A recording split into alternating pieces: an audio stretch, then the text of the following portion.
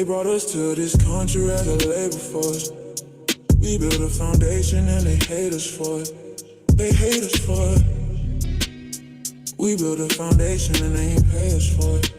They ain't pay us for it, but they gon' pay for it. Already prayed for it. Non-believers didn't pray for us. Non-believers didn't pray for us.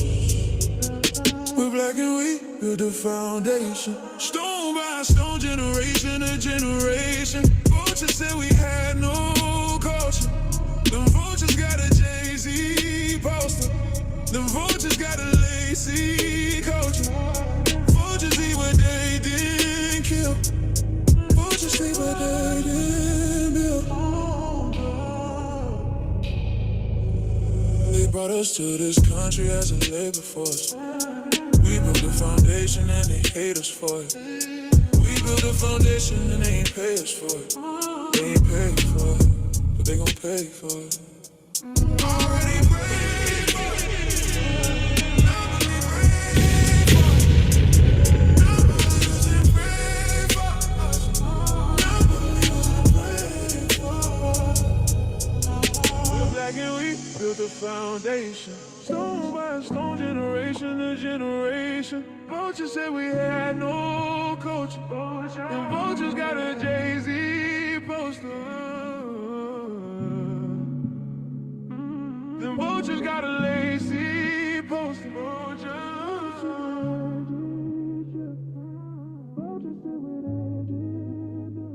I'm Jamaican. You ain't black. Then what am I? Jamaican. I'm black. You Jamaican. No. You Jamaican. It's a difference, huh? It's a difference. Okay, describe the difference. If I go, What color is my skin? What color is my skin? Yellow. Okay, and it derives from?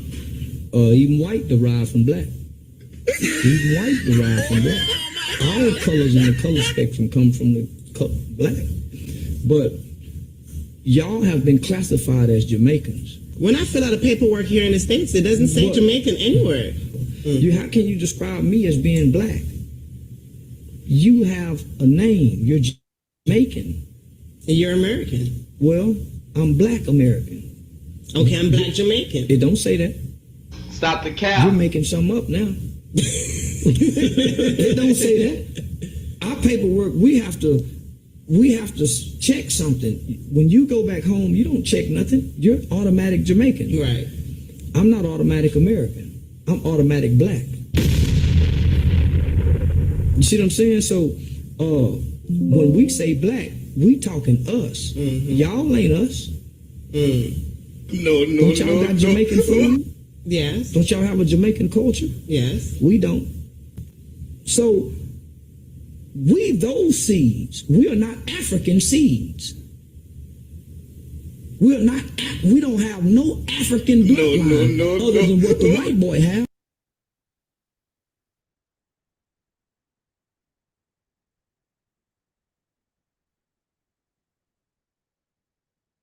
But you could call me the can man, because anybody can get it.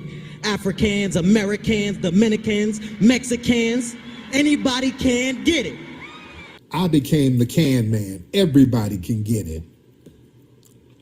Dominican, African, Haitian, Jamaican, all you can get it. I'm the damn can man. Yo, y'all know that's me, the can man. Anybody can get it.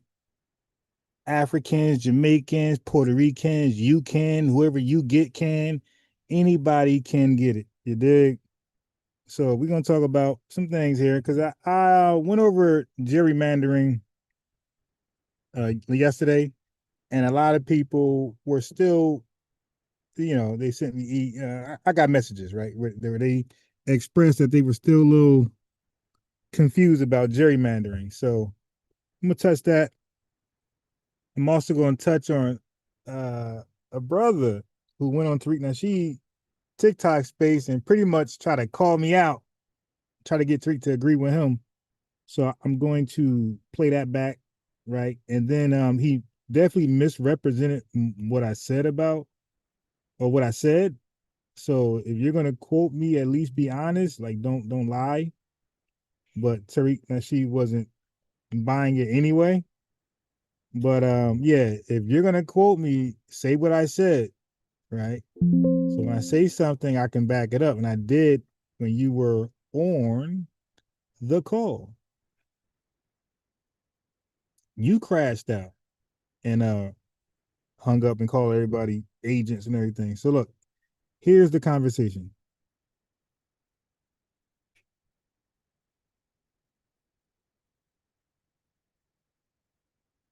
Some of them hit the button by mistake. Let's try voice, V-Force, I think that's your name, V-Force. Yeah, peace, Tariq. Hey, V-Force, how are you, brother? I'm good, man. I have a very important question, brother, about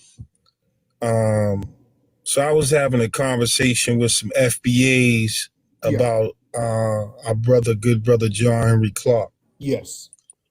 And you know, this particular brother and this crew on their channel, they kind of went off on me because I was saying to them that, listen, we can't disrespect people like John Henry Clark because he was a Pan-African, you know what I'm saying? He was still about our people, and he's still... Family, the language, watch the language. So when you get caught in a lie and you get debunked, that's not disrespect. When we catch Tethers in lies, when we catch white supremacists in lies, that's not disrespect. That's catching you in a lie. That's holding you accountable. So nobody disrespect anybody. We actually played the video. I'm gonna do it again. So I played the video, okay, of his master teacher. I don't have a Pan-African master teacher. So this hurt him a little bit. You feel me? I get it. But I don't have a master teacher who's a Pan-African. I don't have a master teacher, period. But definitely no Pan-African. So one more time, and I'm going to throw the video up so y'all can hear for yourself what his master teacher said. All right. So, and his master teacher did what all Pan-Africans and Tethers do. They deny the transatlantic slave trade. That's what his master teacher did. So I played it to him on the live. He didn't like it. He, tried to gaslight, felt some ways. But I'm going to find it really quickly. So keep in mind, so he's calling that disrespect. He's calling me sourcing up, proving my point. Hey, your master teacher's a liar. He said Africans did not involve themselves in the transatlantic slave trade, as you hear many Pan-Africans and Tethers say. And that's false. And he said he didn't say that. I played the video. He said that. That's not disrespecting anybody. Listen, we can't disrespect people like John Henry Clark because he was a Pan-African, you know what I'm saying? He was still about our people, and he's still a pillar. And, this particular brother and this crew on their channel, they kind of went off on me because I was saying to them that, listen, we can't disrespect people like John Henry Clark because he was a Pan-African, you know what I'm saying? He was still about our people, and he's still a pillar. So I want you to address that because it's like, a lot of people, some FBAs are just like throwing, certain elders under the bus that like, almost like, disrespecting them. And I just think it's wrong, even though, they might have been Pan-African or whatever, to disrespect someone like. All right. So the way he framed it because he was a Pan-African. We went off for him. That's a lie. You don't have to be a Pan-African. If you deny Africa's role in the transatlantic slave trade, I'm on you. Thank you. Pan-African, white supremacists, rainbow, whoever. Tether, when you started playing those games, I'm going to cook you. All right? Somebody's MAGA or libtards. If you say some incorrect information, I'm going to cook you. I'm the can man. Anybody can get it, and your master teachers can as well.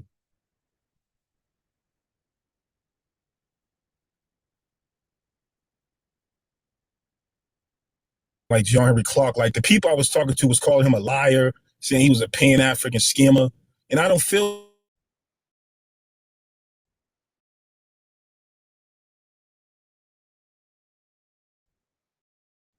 that way. Oh my God. Words back. The same thing I played to him. And he had no defense for it. But these are Pan-Africans are emotional about the people they revere. But hey, man, the people you revere, you know, this is 2026. We are looking back at what they said and what they taught, and is not aligning with history. John Henry Clark taught Africans were not involved in the slave trade.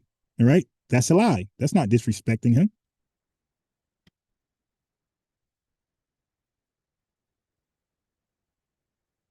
John Henry Clark, you know what I mean? Mhm. I feel, and I think he's even in the museum, right? He's all over the museum. We got him on the outside and the inside. We got an iron bust inside the museum, and we got a giant mural. So yeah, I rock. So these people started dissing me and started saying that I was like, oh, that's because you trying to be a Pan-African, and I'm like, bro, like, I'm not gonna disrespect John Henry Clark, bro, because he was a Pan-African, because he was FBA, and that was a time. You know what I'm saying? And I don't even know what he would say today. You know what I mean? But yeah, again, we're not an organization. So yeah, there's 45 million foundational Black Americans. So I don't know what the context of the conversation is. That none of that changes the lineage. So that doesn't, you know, I don't know. No, I get it. I just want to get your opinion on it. Like, you know, in terms of like, what message would you have to the people out there about that? Like, there's certain people, you know, that, you know, I know, like, well, you know, Pan-Africanism is dead now, but did that mean that all our Pan-Africans, like John Henry Clark, was an agent and they should be disrespected? Like, how would you address that? I wouldn't say that, because again, we revere John Henry Clark at the museum. He was still, you know, he was a foundational Black American. What? And we're coming to information.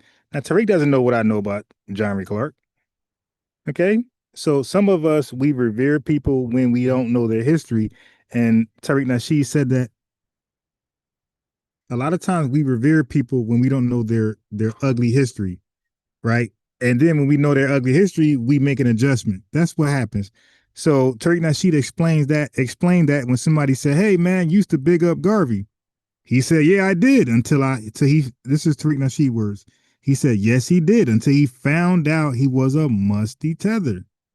Well, John Henry Clark wasn't as bad as Garvey, but the dude was lying. He was teaching lies to Foundation Black American. He's responsible, family, for teaching the lie that Africans were not involved in the transatlantic slave trade. Don't forget, he's a fake scholar. So people like revered him, they quote him. So when he said that, obviously these guys got an echo chamber. So a bunch of tethers started to repeat the same thing. The revenue came over here, repeated that. I cooked him. He bowed down now. He accepts that Africans were everybody, almost every Pan-African. I prefer, I showed you guys Professor Griff pretending Africans were not involved. And then the list goes on. I have an introduction of a whole bunch of tethers saying, different tethers saying that the Pan-Africans, the transatlantic slave trade didn't happen. I got a whole intro going into that.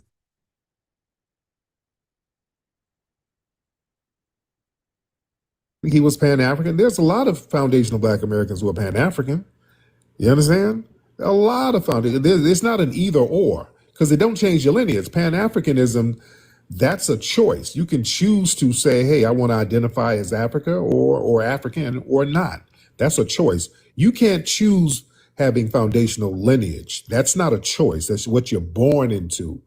So the Pan-African argument is kind of irrelevant because it just doesn't change lineage. So, and again, I don't know what the conversation you had with the people was. Peace. I don't know if people were saying I was trying to bait you or something. No, I know John Henry Clark is in the museum. It was just something that was on my mind, because some people, you know, like I said, there's 50 million of us, but you know, there's some people who just like anybody who's Pan-African, and I had the conversation and they kind of just, tore me apart over it. So I said it even in that conversation. I'm like, yo, y'all know like John Henry Clark is in the Hidden History Museum, bro. Like, you know what I'm saying? But that's it, brother. Thank you for your work and peace to you, man. Thank you so much, brother.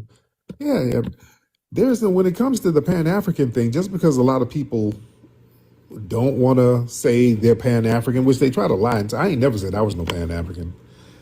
I don't know what that's like people just throwing crap on the wall to see what sticks, because people can't really deal with delineation.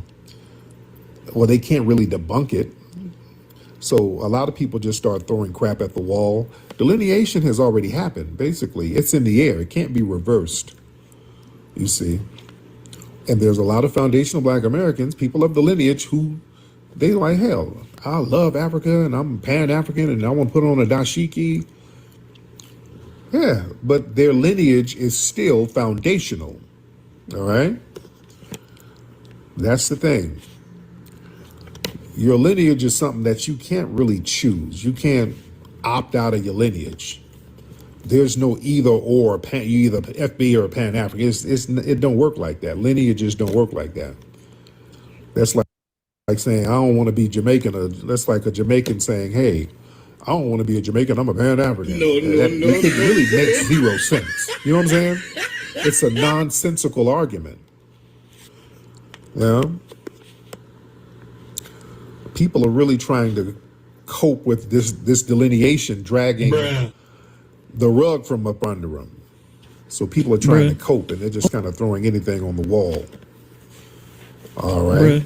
Let me see who we got. God. Yeah. Oh my God, bruh. All right, so now I'm going to play John Henry Clark words about the transatlantic slave trade. Y'all let me know if he's a liar or if he's a true master teacher. Listen. So that the Africans had slavery before. My bad. I gotta put the phone near the thing. My bad. The TikTokers can't hear. All right, hold on. Correct. So that the Africans had slavery before the Europeans. Many times the Africans in wars or difficulties would capture other African groups. I'm using the term African. Hold on. My fault. I forgot this was a mix. Do not do the mix. Hold on. Let me go to my channel, because I had uploaded on my channel. Let me just go to my channel. Hold on 1 second. Let me go to my channel and play it, because that was a mix about something else. That was Professor Griff, by the way. It wasn't John Henry Clark. That was Professor Griff. Dang. Okay. Let me just go to my channel, and I'm going to play John Henry Clark saying Africans were not involved in the transatlantic slave trade. Okay, that's either true or false. Here you go. Wait, commercial. Oh my God, the damn commercials. Let me go to my premium account. It's like really dragging. All right, here we go.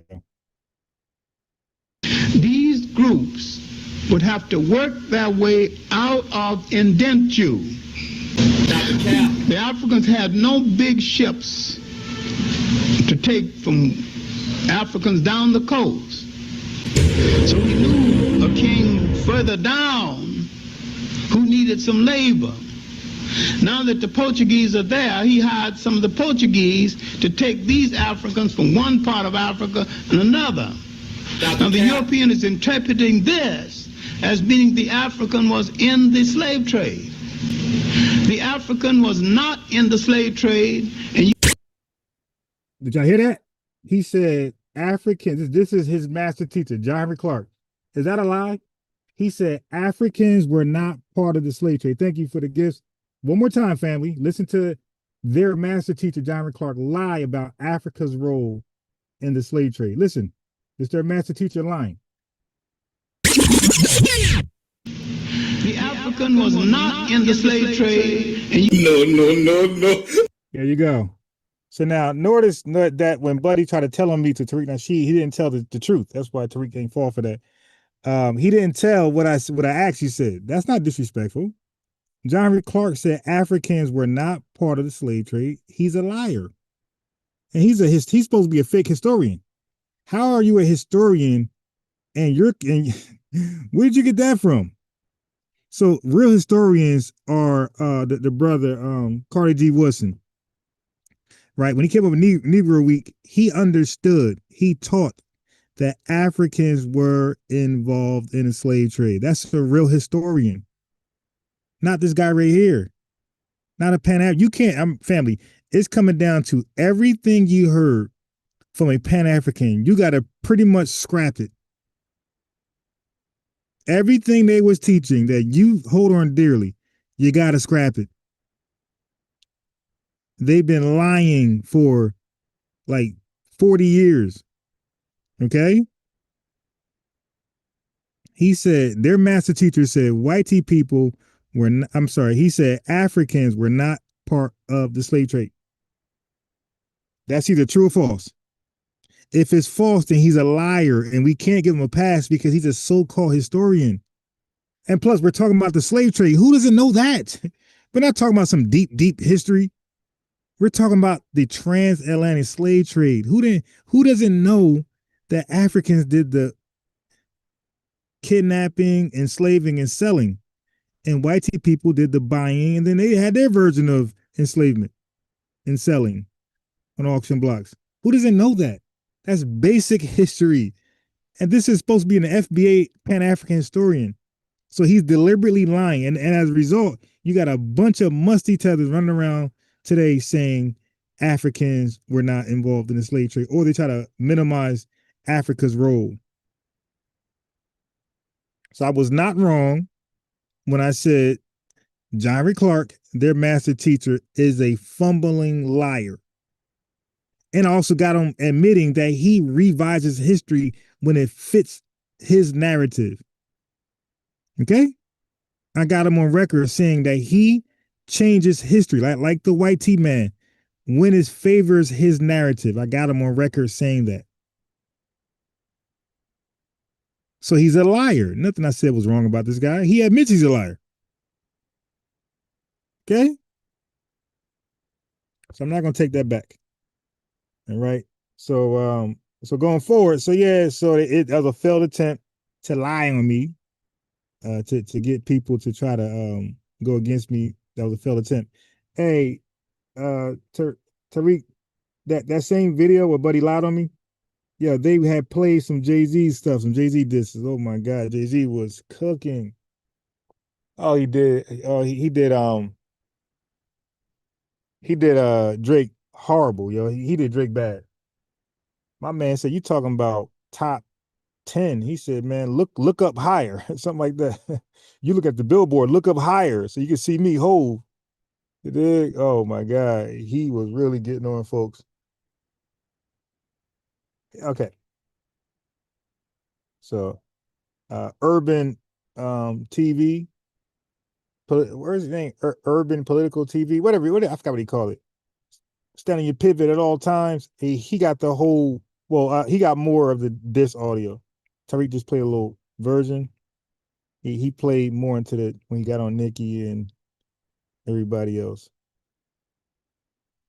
So urban politicians TV, something like that.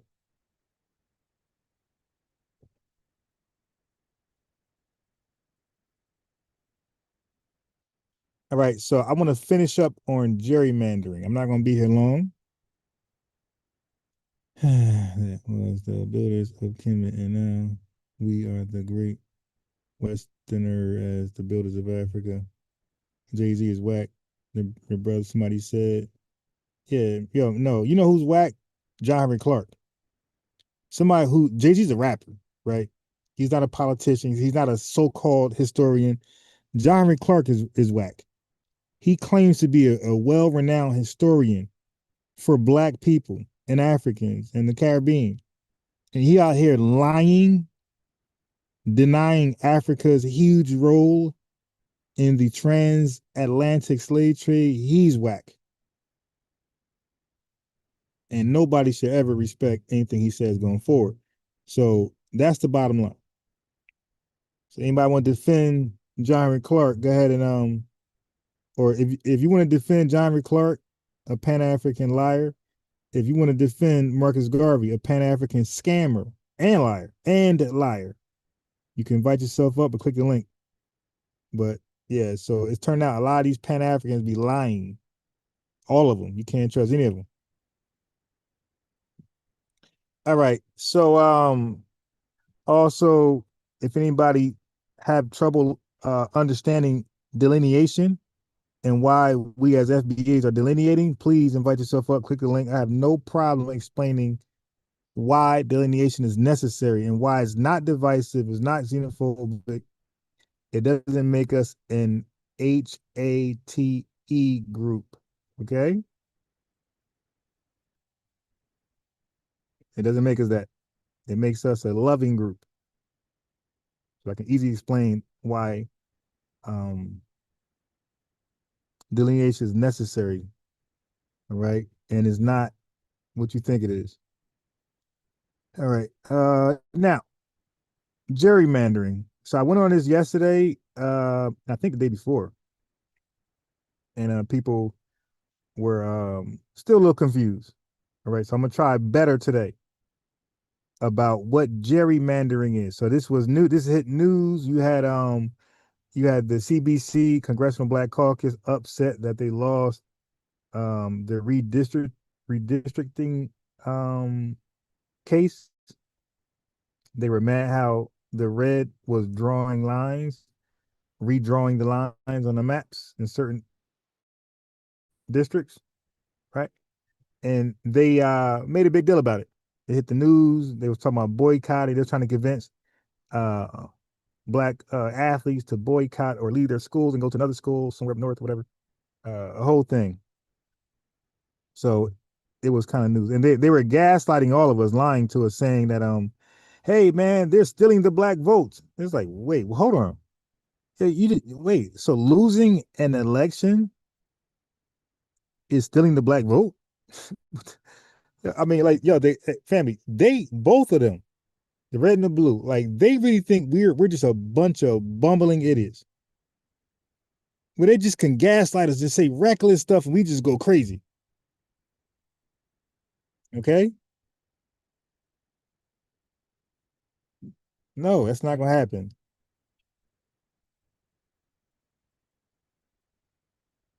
It's not gonna happen.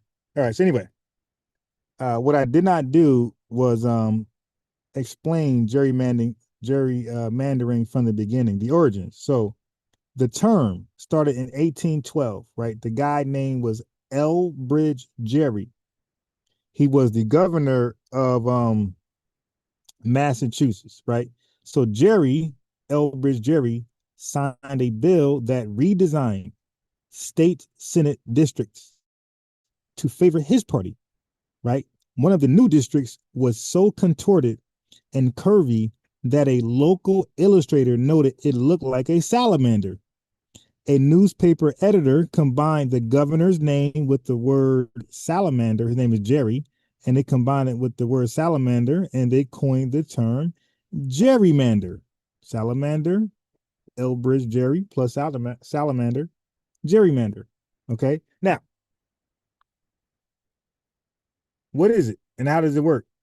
So every 10 years, the U.S. Census counts every person in the county because people move. Some states gain seats in Congress while others lose them, right? So to keep things fair, the map must be redrawn. So every district has roughly the same number of people, right? So the trick is that in most states, the politicians currently in power. So when the census is up in 10 years, when it's time, whoever's in power, they are the ones who get to draw the new lines. You got it? So nothing foul has happened. Nothing nefarious, nothing, no technology, nothing happened. when it's time for the census to find out the current residents, constituents, whoever's in power, they get to redraw the lines. That goes. So now you see Elbridge Gerry, they were doing this in 1812, and family, it goes beyond 1812. 1812 is not the date of redistricting districts. This is just the date for gerrymandering, 1812, like the official name for it that popped, that went viral in that time. Okay, so nothing is new here. This is fair game. Both politicians do it. If the liberals are in power, they do the same thing. They redraw, and if obviously the conservatives complain, and when the conservatives are in power and they draw the line, the Democrats, the liberals complain. Okay, you got it. Okay, so now I talked about congressional seats. So what people don't know is that you have federal Congress and every state has a Congress. Okay? Every state got their own high court. So states literally act as their own countries. The governor acts as the sitting president, but they have their own Congress, they got their own everything. You feel me? So federal Congress has jurisdiction over the entire United States and its territories, and obviously state Congress only has jurisdiction over their state borders, the police powers, all that type of stuff. They get to regulate public health, safety, welfare, and any morals within the state, right? So that's the difference. So Congress of the United States, they regulate the entire country, or they got jurisdiction over the entire country. State Congress got jurisdiction only in their state. So when people hear Congress, you might automatically think of U.S. Congress. No, this is state Congress. All right. So now I'm gonna make an analogy to understand this better, how it favors the people already in power. Imagine playing chess. If you know anything about chess, whoever's playing, everybody wants to choose white every game. If they could, they will choose white every game. White has a slight advantage. So imagine playing chess and always choosing white. Always, like, the decision is for you to pick your color. So gerrymandering favors that politician like a game of chess. When one player is always white, he's never playing black. He's never playing defense. And just imagine you doing that for the whole decade. So when this redrawing happens, family, and these state legislators draw the new lines, it's in their favor for the next decade, the next 10 years. So that person that's playing chess gets to choose white for 10 years. So anyway, so once that party is in power, they're going to draw the lines that favor them. And there are two strategies that they use. One is called packing. And this is where they cram as many of the opposite party voters into one single district. So if they're all spread out, dominating different districts, they're going to put them all. So if they're dominating 5 districts, they're going to put them all in one district and have them just dominate one district. So they're going to win that district by landslide. That seat they're going to win for by landslide, but their extra votes are wasted, right? So that means some people's votes didn't count. When they say, hey, your vote counts, that's a lot. They don't roll over because they OD. They had too many people voting for that district. Like, you only need a certain amount of votes. That's it. So a lot of votes get wasted this way. All right.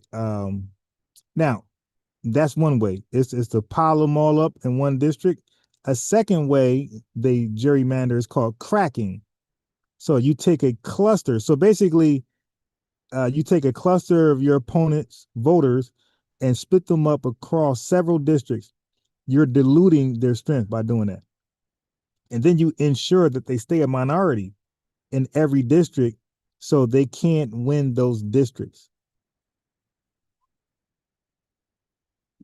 Got it? Now, don't fall for the gaslight. This is legal. The Constitution's Article 1, Section 4 grants state legislators the authority to determine the times, places, and manner of holding elections for senators and representatives. This constitutional provision has been interpreted to give states significant power in drawing congressional district lines. So I'm going a little heavier now. All right, hold on. Give me a second. So, other two strategies they do. One is called hijacking, right? There's some other gerrymandering techniques. One is called hijacking, right? So they redraw districts to force two incumbents from opposing parties to run against each other. Another technique is called kidnapping, right? They move an incumbent's residence into a less favorable district. So now here's a working model that you might help you out. So this ain't nothing new. It ain't nothing foul. Nobody's cheating. Nobody's cheating. This is normal. This is what everybody agreed to centuries ago. Okay. So let's do small numbers for the slow gases. So imagine a tiny state with a total of 5 people, right? 3 red, and you got 3 red voters and you got 2 blue voters. And you need to create 5 districts. So the math is simple. The red will have 3 because they're the majority, and the blue will have 2. So the red will control 3 districts and the blue will control 2. That is called fair representation. And that will reflect the average number disparity, 40 to 60 split. Got it? So now, when you involve that same number, remember 3 red voters, 2 blue voters. Now, if the red was to gerrymander using that majority, 3 to 2, they would use the cracking method, and they will put the blue voters, they will spread them out to tiny minority districts, and where they are diluted and they won't win 1 seat. They'll lose 5-0. Okay?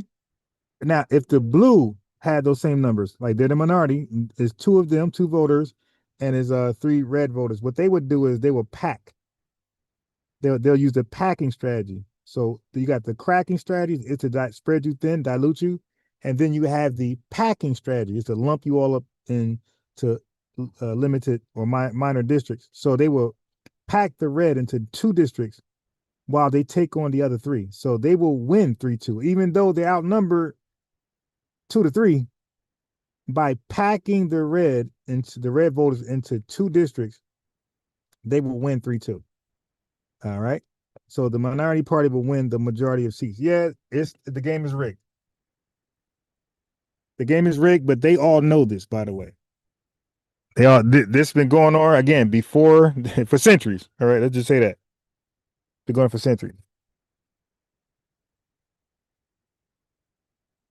Right. So hold on. Let me do this. So I hope that's a better visual than from yesterday. Because people hit me up and said, hey man, I'm still confused about gerrymandering. So you shouldn't be now. Okay, now the Supreme Court, they will look at racial gerrymandering, right? And that is drawing lines to disadvantage a specific race. And that is, as you can imagine, unconstitutional. Anything race involving race inclusion or exclusion, that is unconstitutional, right? So, for example, the Supreme Court ruled in 2019 that partisan gerrymandering is a political question, right? The federal courts cannot block This leaves it up to individual states to decide if they want to use independent commissions instead of politicians to draw the lines. So you can choose independent commissions and not the politicians, because the politicians are definitely going to favor. They're going to favor each other. Okay. So what is redistricting? Redistricting, right? Redistricting is drawing the maps of voting districts to match new population numbers and keep them equal. Okay. That's the goal if you're playing fair. Right? In most states, the state legislator, which is the politicians, right? Which are the politicians, and governor, they control this process of redistricting. So the party that controls the legislator and governorship at that time gets to draw the new maps. They use detailed data on where voters live, their race, past voting patterns, etc.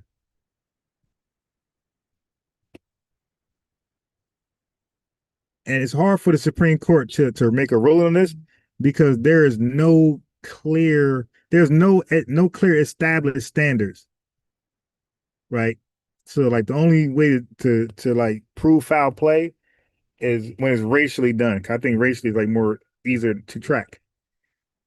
So case in point, in North Carolina 12th district in the early 2000s, a long skinny district packed with Democratic voters and that was criticized as packing. So they packed those Democratic voters into small, like two districts where they took over the rest. So most likely that area was probably majority Democrats, but they packed them out. But you got Wisconsin and Michigan after 2010. Republicans drew maps that allowed them to win large majorities in state legislators, even when Democrats won more total votes. Okay. So you have Illinois and Maryland have had Democratic favoring maps. Texas, North Carolina, and Florida have had Republican favoring ones in different cycles. Some states like California and Michigan now use independent commissions to reduce partisan gerrymandering. All right. But most still let politicians draw their own maps. So states can concede to the independent commissions because they don't like to be gerrymandered when they're not in office. You feel me? It's all good when you're in office, but when you're not in office, it hurts. So they're like, hey, let's just agree to have independent commissions. So the lines can be drawn more fairly, and people have a good chance of winning back the seats. Because when gerrymandering is done, that party, red or blue, they're pretty much going to win for the next 10 years until the next census is taken.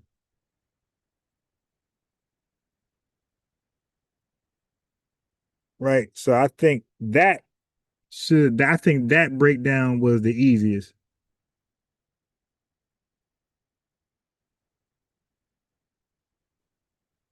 So somebody said, somebody said, look at the crazy comment. Somebody said, stop looking for a new identity and accept being black. Your cult cries too much. Grow up, peace out. Now you notice a troll. We call ourselves foundational Black Americans, and the dude said, whoever it was, said, stop looking for a new identity and accept being black. What is this person off their meds? Like, yo, black is in our acronym. Foundational Black Americans. Yeah, y'all be coming to the wrong spaces. Yeah, y'all gotta like know what spaces you're at. Now you notice that they didn't click that link. Yeah, we are so proud to be black. What the hell? Where our argument is Africans aren't black and people from the island aren't black. If you're Haitian, you're not black. That's it. So not only are we proud to be black, we're gatekeeping it. We're like, really, we're the only black people. Yeah. So when I read those comments, you see how they don't really want to engage in conversations. Like, dude, we are so proud to be black. I got a whole uh I got a whole song called Black and Proud. The hell? Yo, y'all gotta do more research or listen to people when y'all come into our spaces, man. Tariq Nasheed just told the other troll is that there's 45 to 50 million FBAs. We all argue differently. So that proves we're not an echo chamber for one. But yeah, man, like you gotta hear me say something anti-black for you to make that assessment. Your ADHD must have kicked in, brother. But since you did not uh and try to engage with me, at least in the chat, at least say, hey, I got a question for you in the chat. He said FBA is black MAGA, correct? I just explained gerrymandering, and I didn't favor the red or blue. But again, like these are people who are weird, timid, nothing manly about them. So let me go ahead and block you.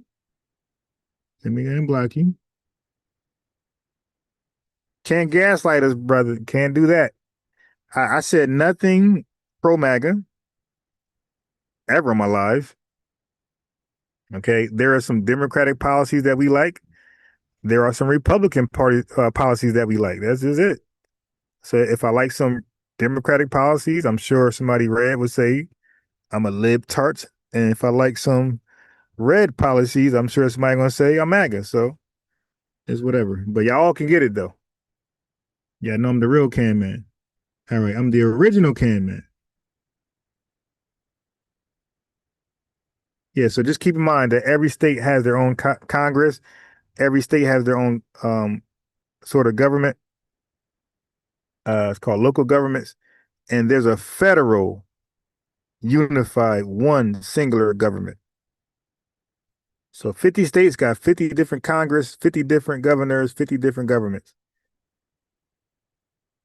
And there is a federal or national government, national Congress that overrides everybody.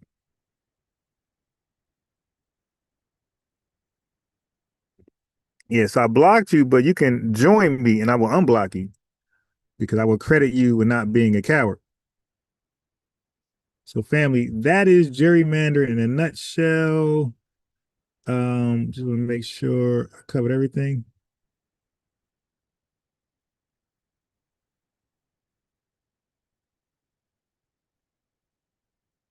Did I cover everything? Yes.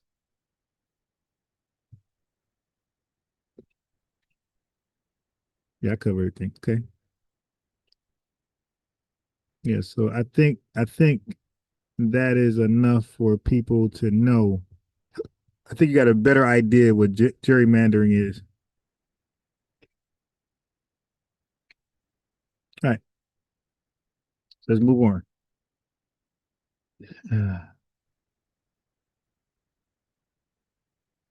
So I went over reparations, how it stimulates the country. I did that like all last week.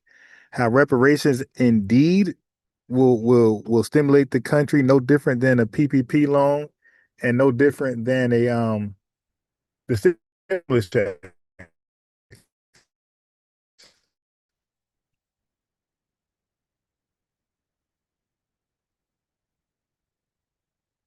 You dig? So yeah. So I mean, it'll employ so many people.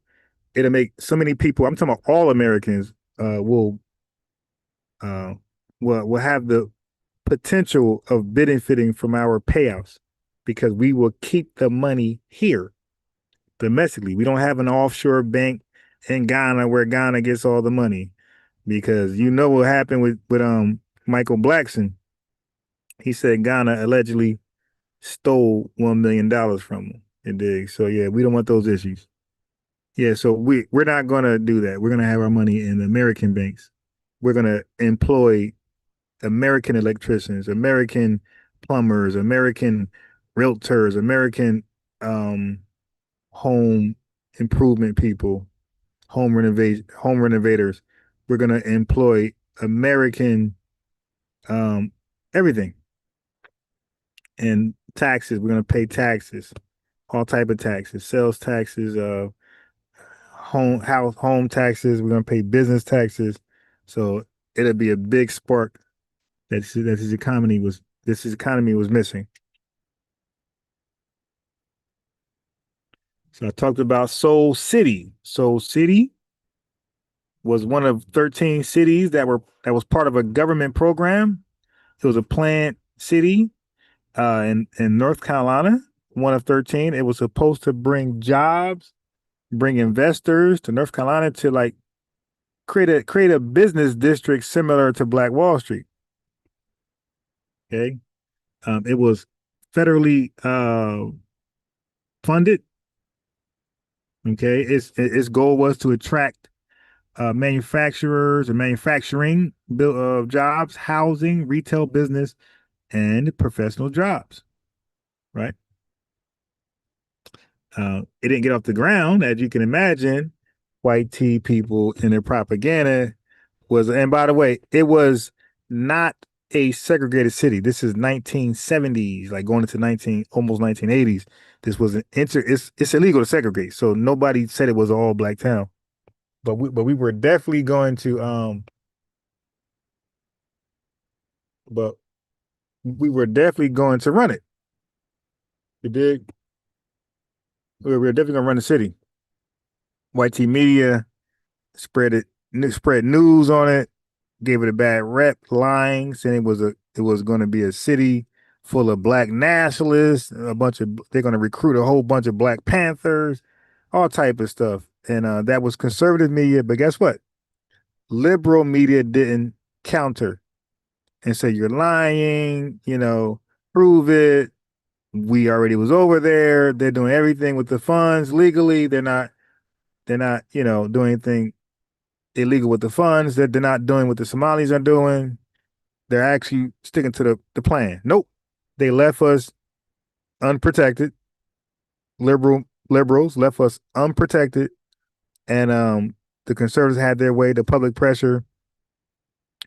Richard Nixon cut the funding. So we were the only city, family, to the funding to be cut short. It never had a chance to survive. Like, so they have a vested interest of excluding us from a heritage wealth, generational wealth, and real opportunity to be successful. This country has a history of that. So we like, hey man, this country have a history. When they invite immigrants over here, it's never going to be a plus for Black Americans. It's always that pattern has always bit us. Every wave of immigrants that come to this country, it was always intended to bite us. Never did these people come to this country and align with us and build from the mud with us. Nope. They did their own thing. They created enclaves and they did their own thing. They delineated. You dig? I'm not them.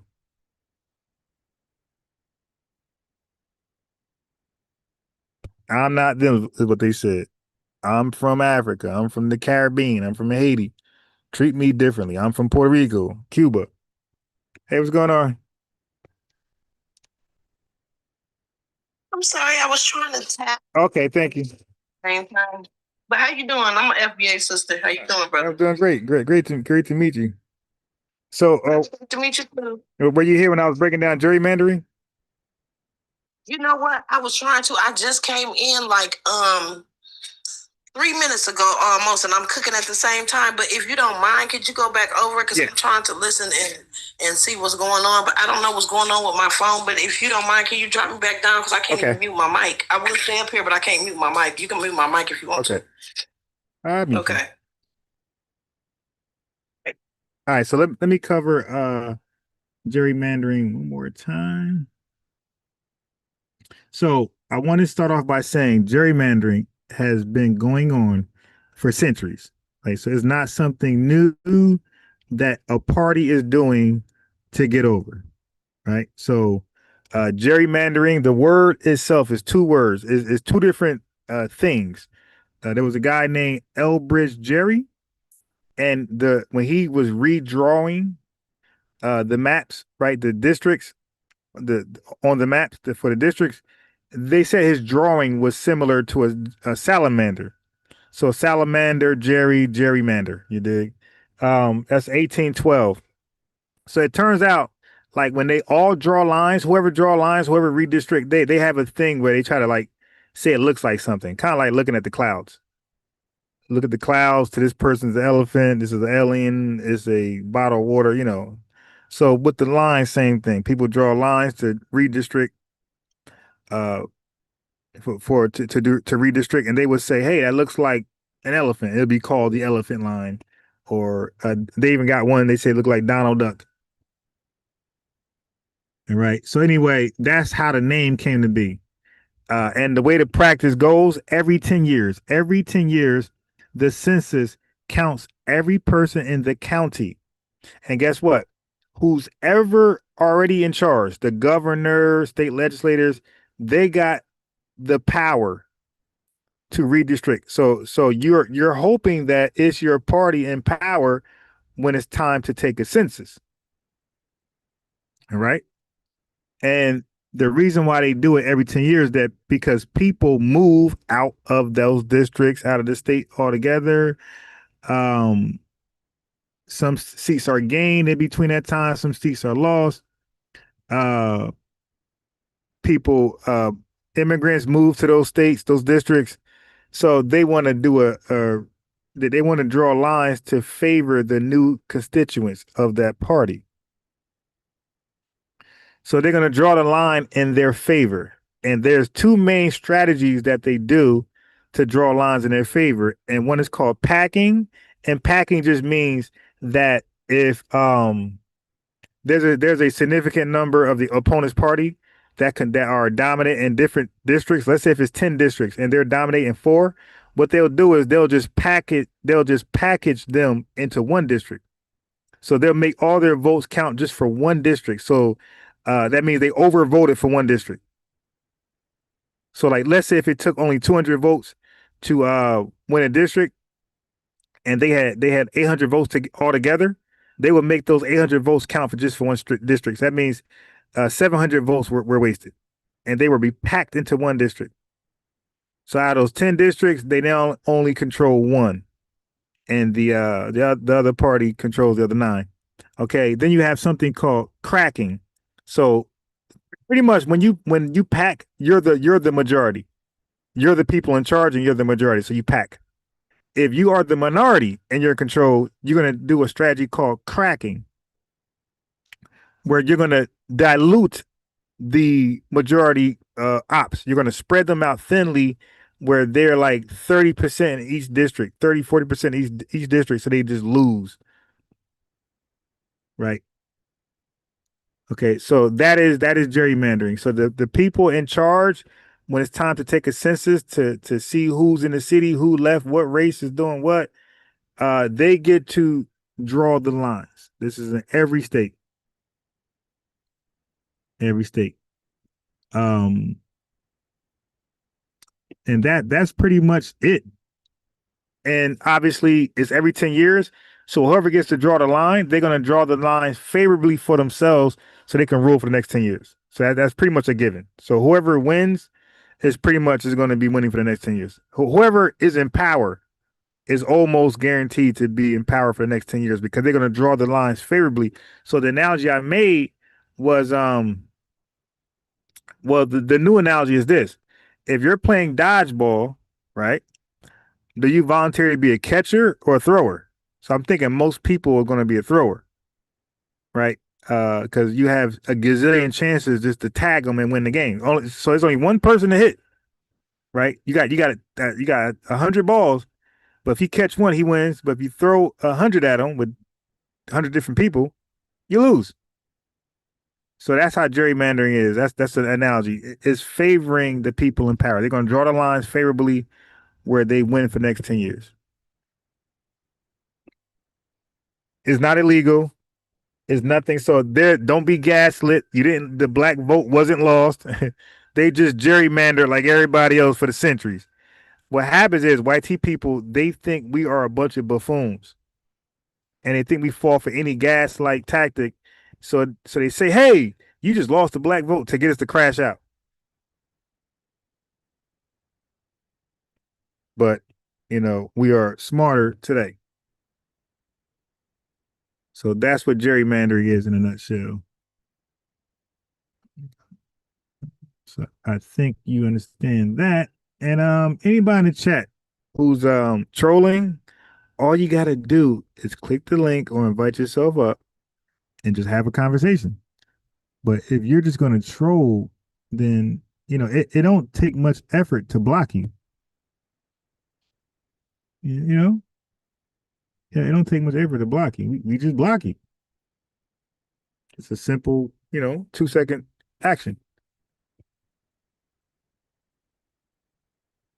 So anyway, so Soul City was a planned city out of 13 to be prosperous, to bring jobs amongst a city that was a town that was populated heavily by Black Americans, right? So we were going to benefit, and this was an attempt to create another business district similar to Black Wall Street.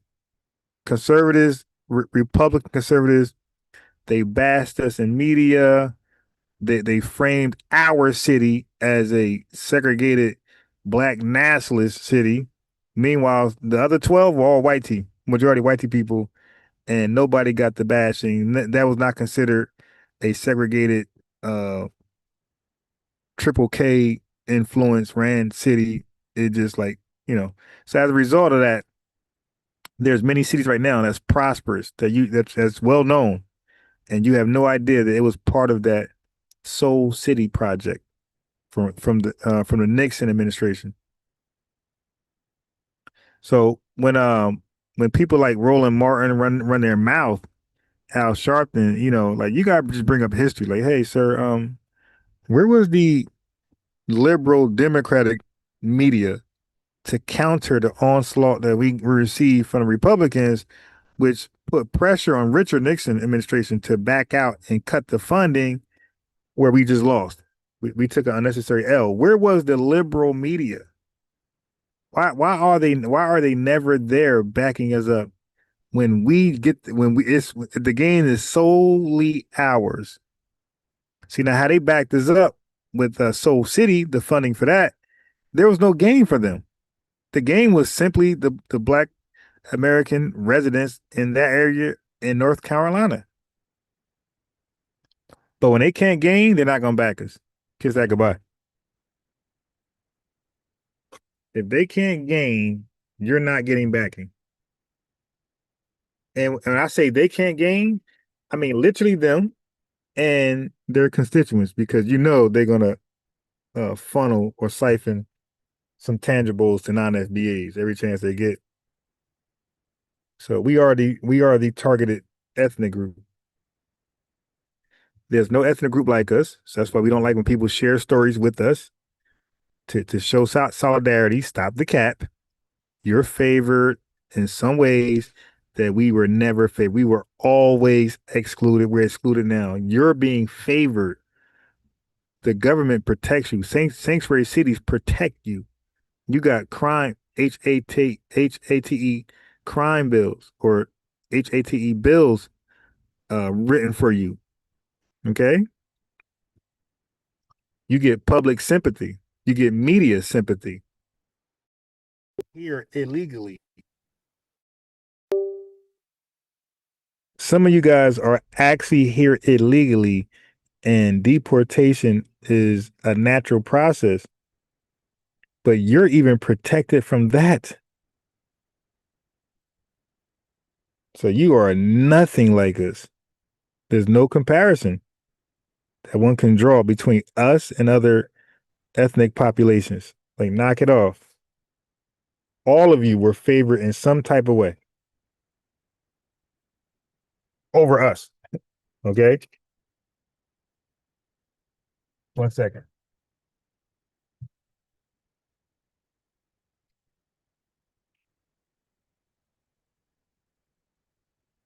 Yeah, so all those groups were favored over us in some sort of way. That's a fact.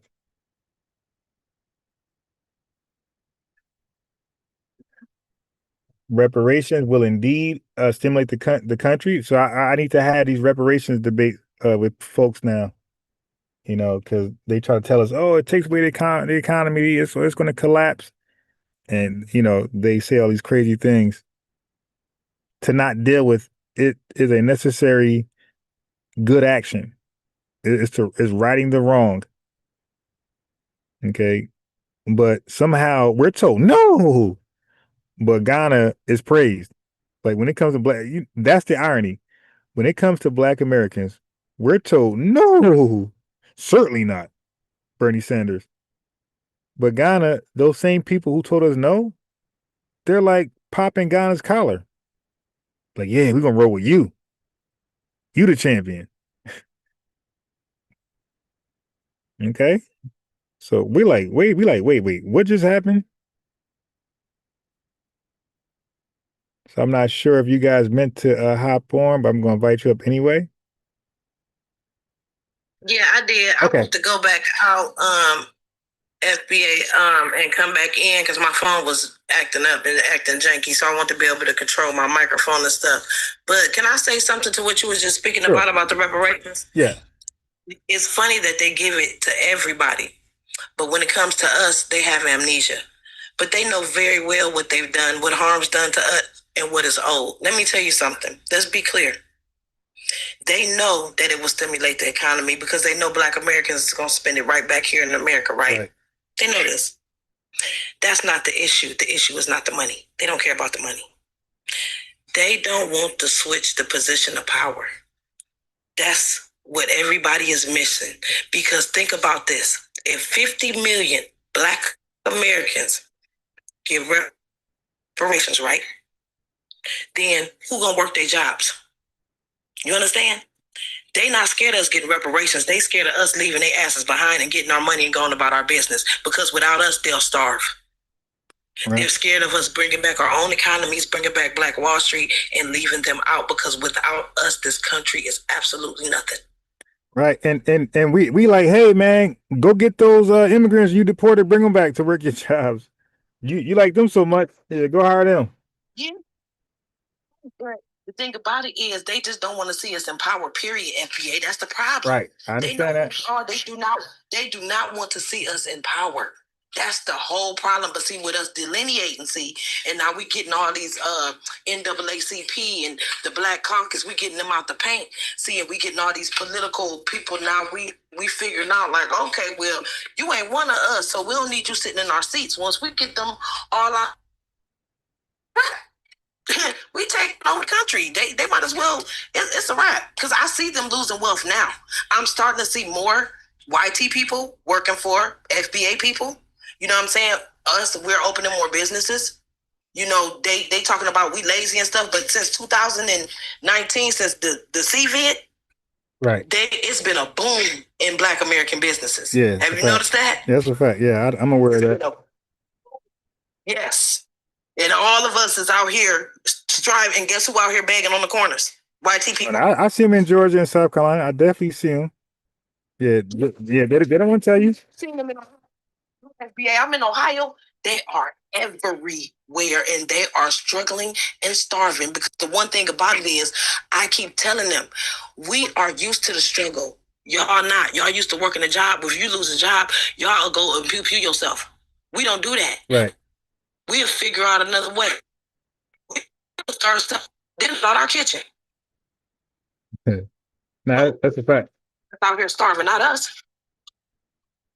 100% fact. Like I said, I lived in Georgia recently and South Carolina, and the homeless people who hung around the McDonald's and the Walmarts, I'm saying like 90% of them were white tea. And like that was like a culture shock for me because I wasn't like, I'm from Jersey, so I'm used to seeing a lot of us. But down south, man, their poor representation is off the heezy. Like they're on the highways, they're everywhere in Georgia. It's crazy. It's crazy, man. Everywhere. There's a switch happening, and they are losing their what? And you, FBA, you should see. If you ride around Ohio, you should see how many houses is up for sale and on foreclosure. They can't afford these houses. They done raised the prices up so much, trying to get us out. Now they done price themselves out. Now they can't afford them. Yeah. And I've been sitting back waiting. Like, yep, come on, let me go and get this foreclosure. You go ahead and let me stack my money up. I told my husband we need to go and stack and snatch up some of these houses that they probably got is stolen anyway. So let's go and get it. Boom, boom, boom, boom on foreclosure. It's crazy. They losing their farms, everything. Mm. Yeah, it's cornfields that ain't even been touched. Cause me and my husband was looking, I was like, wait, babe, look at all this. It's acres and acres of corn like the last couple of years, right? And I'm like, well, what's going on? Why they not tending to the fields? And I guess they not getting the money or the grants that they was getting from the government before, and now they can't even keep up their farms. They losing. It's tons of farmland out here for sale. Tons of it. Dang. I ain't know that. Definitely know that. So we have Yak Films. You there? Yeah, bro. Yeah, it was good. It's gonna. My first time in space, but All right. both my parents are foundational, so Okay. and I'm a reparationist, so I try to keep up with whatever's going on with our check, Right. and whenever Yes, sir. Should I go in, or did you want to ask me? Nah, go in. Nah, go in, and then I'll ask you from there. Okay, I appreciate it. First, I'll say one quick thing. Then I'll talk about BRICS, and then I'll finish on reparations. Ever since enslavement ended, our government has been using the immigration system to replace us as a labor force. Right. Right. I'm preaching to the choir. And robots coming soon, right? So I don't really have a bleeding heart for those getting kicked out. In north of Chicago, there's a city called Evanston. And, there's some love it and hate it for it, but they've been giving out $25,000 in direct cash payments for redlining harms. I don't think $25,000 is enough, but they've paid out $5 million so far, and they're generating the funds using the marijuana tax in the state of Illinois. Oh, yeah? Right? It's a little poetic justice, but some people are uncomfortable with our reparations being tied to the green rush. I'm not amongst those people. I think it's a brilliant idea, and I'd love to see something happen at the federal level similar. The only other idea that came up recently, because I was listening to the New York State Reparations Task Force live stream yesterday. Damn, was it 2 days ago? 2 days ago. And a lady spoke up saying that, some people are not really into the whole international argument where we could use the United Nations or not use them, because I know that they're just a puppet system controlled by the Big Five. But she mentioned BRICS when people were asking, should our reparations be in Bitcoin, which I thought was ridiculous. She mentioned BRICS, and she said that if the UN had certain countries that agreed that the greatest crime against humanity was the transatlantic slave trade, what do they got on our check? And which ones are part of BRICS, and would they be willing to pay us if we don't want to go off the petrodollar currency? I don't know. It was just an interesting set of events that made me want to research it further, so I thought I would mention it here. Yeah. Lastly, I'm incoherent. No. Go ahead, and then I still got my last note. No, go ahead. Go. I was ad-libbing. I said interesting. Oh, my bad, yeah. And then lastly, I just wanted to shout out all the cash payout reparations that have happened just before my lifetime and within my lifetime. The Tuskegee survivors, they got their $37,500 per person from the class action lawsuit. Yeah. Their spouses got $20,000 and their heirs got $10,000 a person. Shout out to the urban renewal harm that was alleviated in Albina, just outside of Oregon, Portland, Oregon. They just got $488 million from the Department of Transportation. They said a highway was built through their city. Yep. Urban renewal. The I-5 is what they're talking about. So they received $488 million from the Department of Transportation to build a tunnel over I-5 to reconnect the communities. It's also supposed to have businesses on top and parks and a lot of other things. And last one I'll mention is eminent domain harms. I can mention Portland again. I can mention Rondo with its $110,000 per person to repopulate the Rondo area as down payment on a house if you live in it for 15 years. But I'll shout out this one lastly. The Rosewood survivors received up to $150,000 per standing survivor, and any of their descendants can receive $5,000 to $7,000 a year for 4 years to go to a Gainesville regional college or Gainesville University itself. I think it needs to be way more, but I feel like we don't really take a second to look at the wins we've had, little as they may be, and try to bolster those. You know, we're always thinking about the next thing. So I just wanted to shout those out. Thank you for letting me do that whole thing. Yeah, definitely. Yeah, so what's interesting is that so the African thing, the transatlantic slave trade, that can be a strategy, but that I don't know, that might spread us thin and take us off the focus for America, you know, our federal reparations claim is like it's kind of like they want us to like go to the Africa thing so we can drop the federal United States American reparations claim. It's like a tricky thing because you got other nations involved in the transatlantic slave trade, and you know how hard it is. You know how hard it is to prove you were directly tied to that. Yeah, that's gonna be hard because you know you got to do that, right? You got to prove that you were directly tied. Your ancestors were direct. That means you got to find some records of your folks coming, you know, documented coming off those ships. If you can't do that, ain't nobody paying you. And like that's the whole thing with reparations. Like you got to prove that your ancestors were directly tied. And look, everything you just named, the urban renewal, the eminent domain, all those for Rosewood, Black Wall Street, they had to prove that they were tied to that. Because in that case, anybody could say, hey, that's me, cut me a check. So the burden of proof is on the claimant. So if somebody's saying, hey, that belongs to me, then they like, all right, prove it. Yep, and that's why I said FBA that we shouldn't just close our reparations claim off to just slavery because we've had so many more harms besides that than just slavery that harmed us in the United States of America. So I really think we need to be trying to do more than that. We need to add redlining. We need to add the Crown Act. We need to add the medical harms like from the prescriptions that they harmed our boys with that caused them to have women breast, gynecomastia. So it's a whole lot of things. And yes, those reparations are fine, but they give us pennies as compared to other groups that get reparations. You know what I mean, FBA? So that's crazy. They give the other ones, they give them checks every month from the casinos. Right. So I think he was but I think he was speaking about state reparations. Yeah, they're going to be smaller than state because you understand like a lot of state funding come from sports, government, and you know cash payout. You know, so a lot of they especially southern ones they don't regenerate too much money, so they rely heavily on sports and casinos and government bailouts, government assistance, welfare, basically.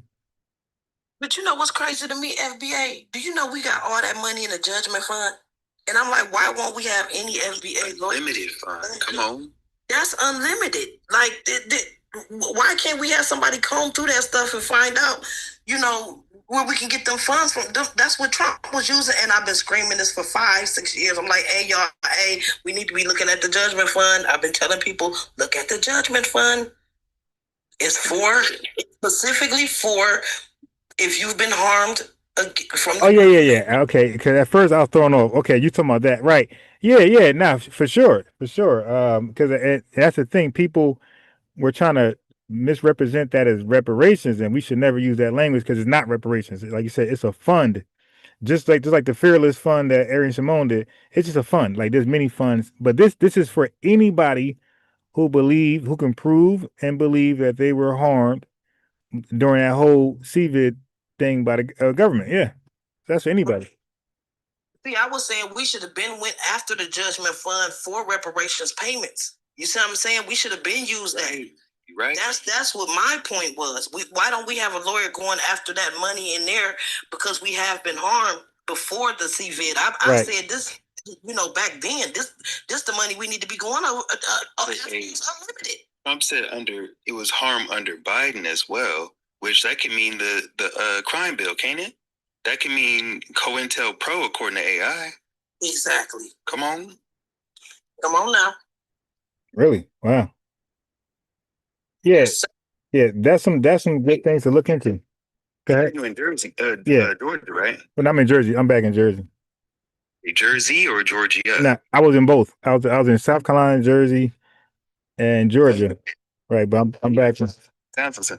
But no, in Georgia, I got a homie out there who's a reparationist, and he was saying that there's movie credits that Georgia's becoming famous for because they're filming a lot of shows and movies out there, and that they're giving tax breaks to companies that come out there to film. He was saying that that's generating a lot of dollars that could have set asides for funds for reparations. The other thing is the lottery. Like we invented. Oh yeah, you know that. Come on. Okay, it was something with it wasn't a lottery, but it was like FanDuel and things like that. Yeah, sports bet. Yeah, there you go. The point just being like in Washington D.C., they're trying to create a fund for reparations payouts that would have a percentage of all the sales tax and a percentage of all DMV fees. We were saying, what about all taxes? Like, what about income tax and stuff like that? And somebody from Florida was in my space. He was like, yo, we don't even have income tax in Florida. So us being tax exempt wouldn't help me. Right. So it does need to be different based on each state, separate than the federal, which is something I got to keep in mind. Yeah. Yeah, I agree. Yeah, that's why I come from the government straight federal so we can get straight cash papers in hand. Like they did for immigrants when they came over here. They had debit cards. I seen them. They wiped them, gave them straight 750 credit scores. They was having brand new cars and everything. Yeah, they be lit on it. Business loans and everything. Yeah, they man, I'm telling you, they be tightening them up. That's why we need to stay with our foot on their necks because no, they ain't not gonna keep on coming. We born here. How they gonna come over here and get all these benefits and set aside, and y'all look at us and don't want to give us absolutely nothing? Right, and the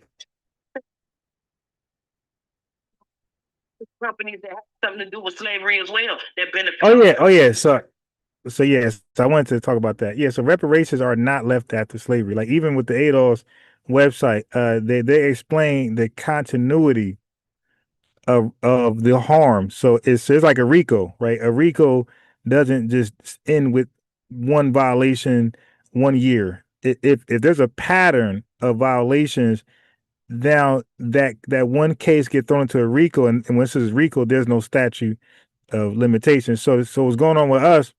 There's no statute of limitations because it's ongoing. There's discrimination in housing and employment, mass incarceration in 2026. So it's the continuity of the harm that first started with slavery. So all that is taken into account. Yeah, we still getting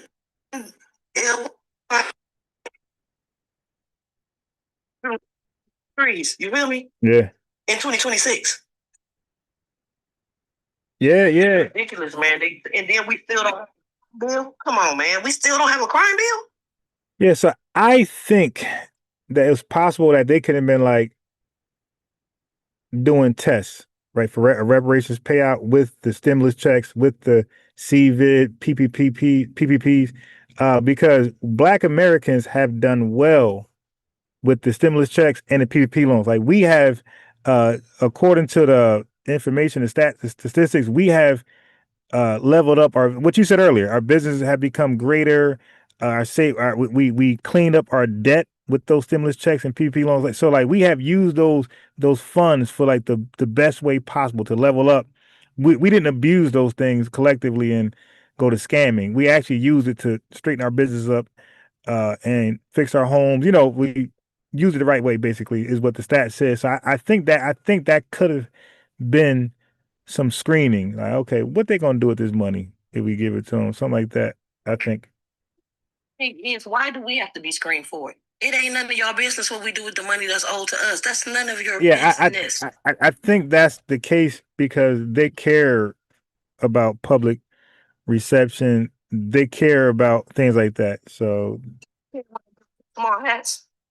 Nah, but that's the thing though. You know, that's the thing. They when it comes to us, like they feel like the whole world is going to be like, no. So they like, all right, well look, so now we got data to, because they're going to gaslight all the Charlie Kirk arguments. So now they got data to debunk those talking points. Like, wait. No, statistically, they have not done that. They done this. No, they don't buy Cadillacs. They fix their credit. They hire more employees. Well, FBA, even if we was to spend our money on Cadillac, it's coming back to the economy. Right. It's spent here. Now, it ain't spent outside of the United States. Now, I'm with you. I've heard conservatives say that the only thing they can do to stop reparations is buy stock in Nike. That's the only thing they can do for reparations is buy stock in Nike. So they can't stop it. They're just going to try to benefit from it on the back end. The Evanston Buy stock in Nike.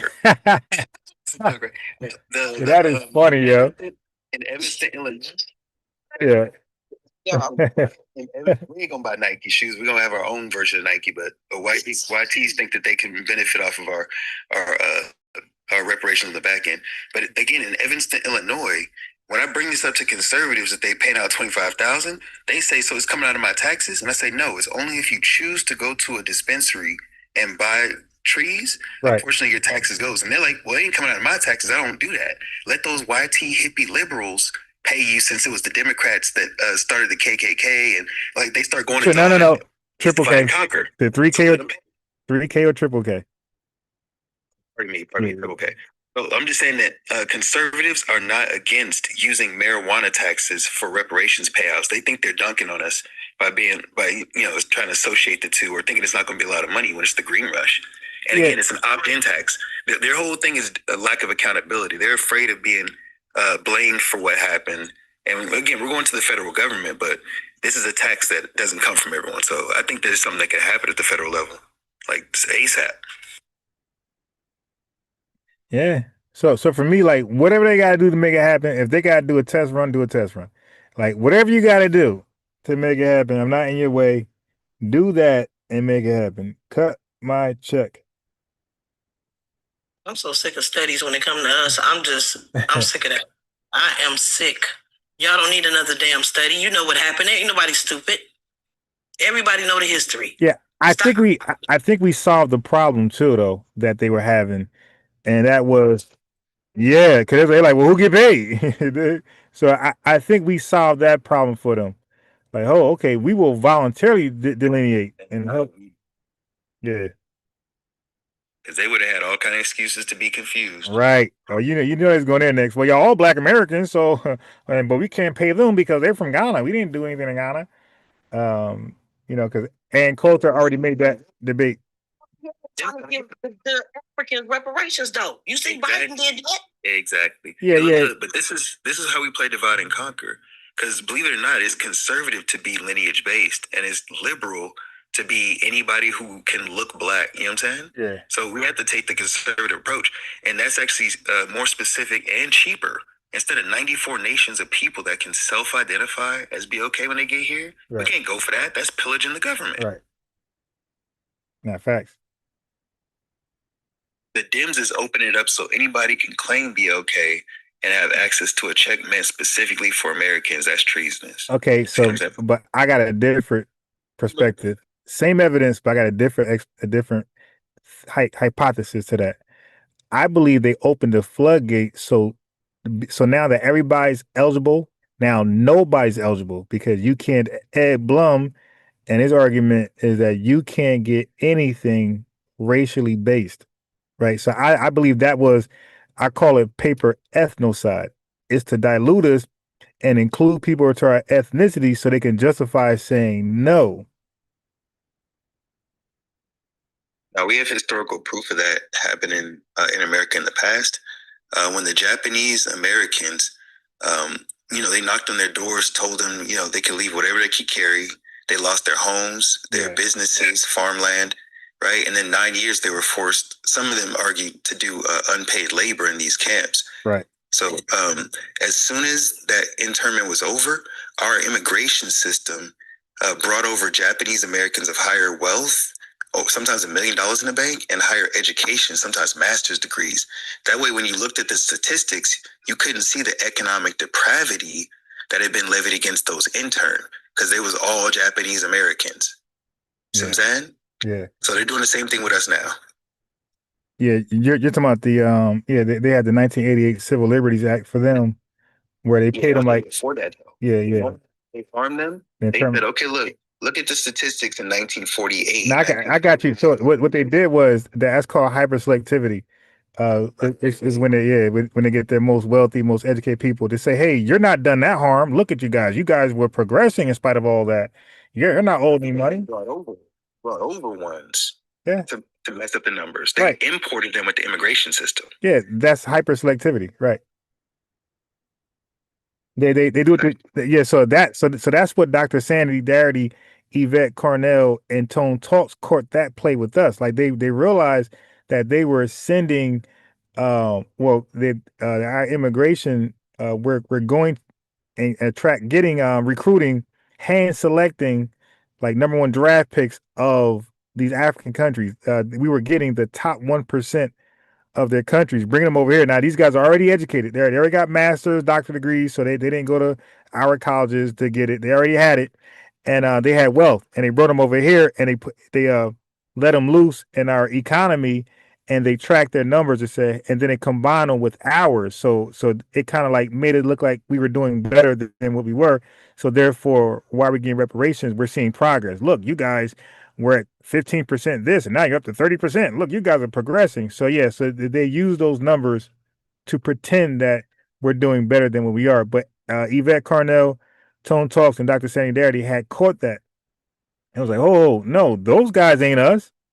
And they start doing background checks on them and realizing that these folks are coming from foreign nations, and they're not the average person from the foreign nation. They represent the top 1%. So this was like a whole play, a whole finesse. They actually blew the whistle to that. And that's what sparked ADOS, by the way. The lack of disaggregated, right? It was the lack of disaggregated data from us and them what sparked ADOS. Tone had the Color of Wealth report he helped with. And then he mentioned like in Los Angeles, like a Nigerian family, he's like worth $77,000 on average versus us being worth like $12 or something. I know that's a Boston negative number and stuff. So there's disaggregation. That's what I'm saying. So ones that come here who end up on TV or in politics will say, being black is hard, but I figured it out. And it's like, bro, you don't even understand what you're talking about. Right, you didn't figure anything out. Like you came here already wealthy and successful, and you're not black. You're Nigerian from the Igbo tribe. And that's the reason that they bring them here. That's the reason that they brought those Japanese here, to say America's a land of, look, if you got $1 million in the bank, they'll treat you like royalty when you get here. And it's like, damn, but what about the ones that got interned? Right. Yeah, it's a whole finesse. Paper genocide with the indigenous people, and now you got paper ethnocide with us, where they're erasing us or diluting us through they're erasing us through dilution. Like Malcolm X gave the cup of coffee analogy. He said, if you keep pouring milk in there so much so, you won't even realize there's a cup of coffee. So if you keep flooding our name with a bunch of immigrants, you won't even realize that name is ours. And right now, the name ain't ours. They hijacked our name and they call us African American while they stole black. Yeah, bureaucratic erasure, administrative erasure is what it's called. And that's why it's important for me to keep reminding them that you're not black. Like you're where you come from, because allowing them to claim black is helping dilute us, helping the reparation case become more difficult to get done. Like when there's a clear distinction, like the Japanese Americans, right? That was very clear. The Japanese, they didn't do an Asian Civil Liberties Act in 1988. They did a Japanese internment act for them. And you had to prove Japanese ancestry, by the way, in court, because you had a Pan-African group that was a bunch of goofies. They were called the NRA, the New Republic of Africa. And these fools tried to go use the Civil Liberties Act to get reparations, because they said, hey, man, you gave it to them using this act. We're going to use that same act to get it for ourselves. But they didn't realize that act required you to prove Japanese lineage, ancestry. So when they went in court, they're like, okay, let's hear you out to give an argument for reparations. Said, okay, now are you Japanese? No. Okay, case closed. This act ain't for you. It's for Japanese people. So many Pan-Africans went out there and made a fool of themselves. And I believe that was deliberate too. I believe that was to cause reparations fatigue, lose 1,000 times with these frivolous cases to make America be like, oh, another case? Oh boy, come on, get over this. We went through this before. You took a L. Race-based doesn't work.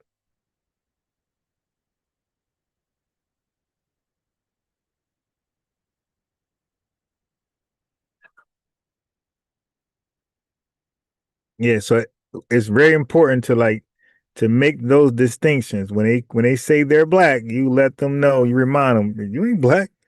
Like Charles White told that Jamaican lady, you ain't black, you're Jamaican. There's no such thing as a black Jamaican on paper, right? Is Jamaicans, and your flag is Jamaican. Your flag ain't black. We got the Black American Heritage flag, and we got an FBA flag. Both flags got black in it. Nobody on earth got a flag with black in it besides Foundation Black Americans. So, like, you are what your flag is. If your flag's Jamaican, you're Jamaican. If your flag's Haitian, you're Haitian. If your flag's Nigerian, Zimbabwean, or Congolese, that's who you are. Our flag is black. That's who we are. And we're not sharing our ethnicity. We're actually gatekeeping and we're repoing it, reminding people the closeness you got with black is when you select it, when you're getting tangibles, resources, right? That's it on paper. You check a box, that doesn't make you black, my guy. What makes you black is a history that dates back to 400 years in ethnogenesis. That's what makes you black, not selecting a box, my guy. Dr. King ain't select a box when he said I'm black and beautiful. All right. When James Brown said I'm black and I'm proud, he didn't select the box. When Richard Wright said black power, he didn't select the box. He made a decree. He declared it. That's called self-representation, self-identification. Selecting a box, that means white people gave you those choices.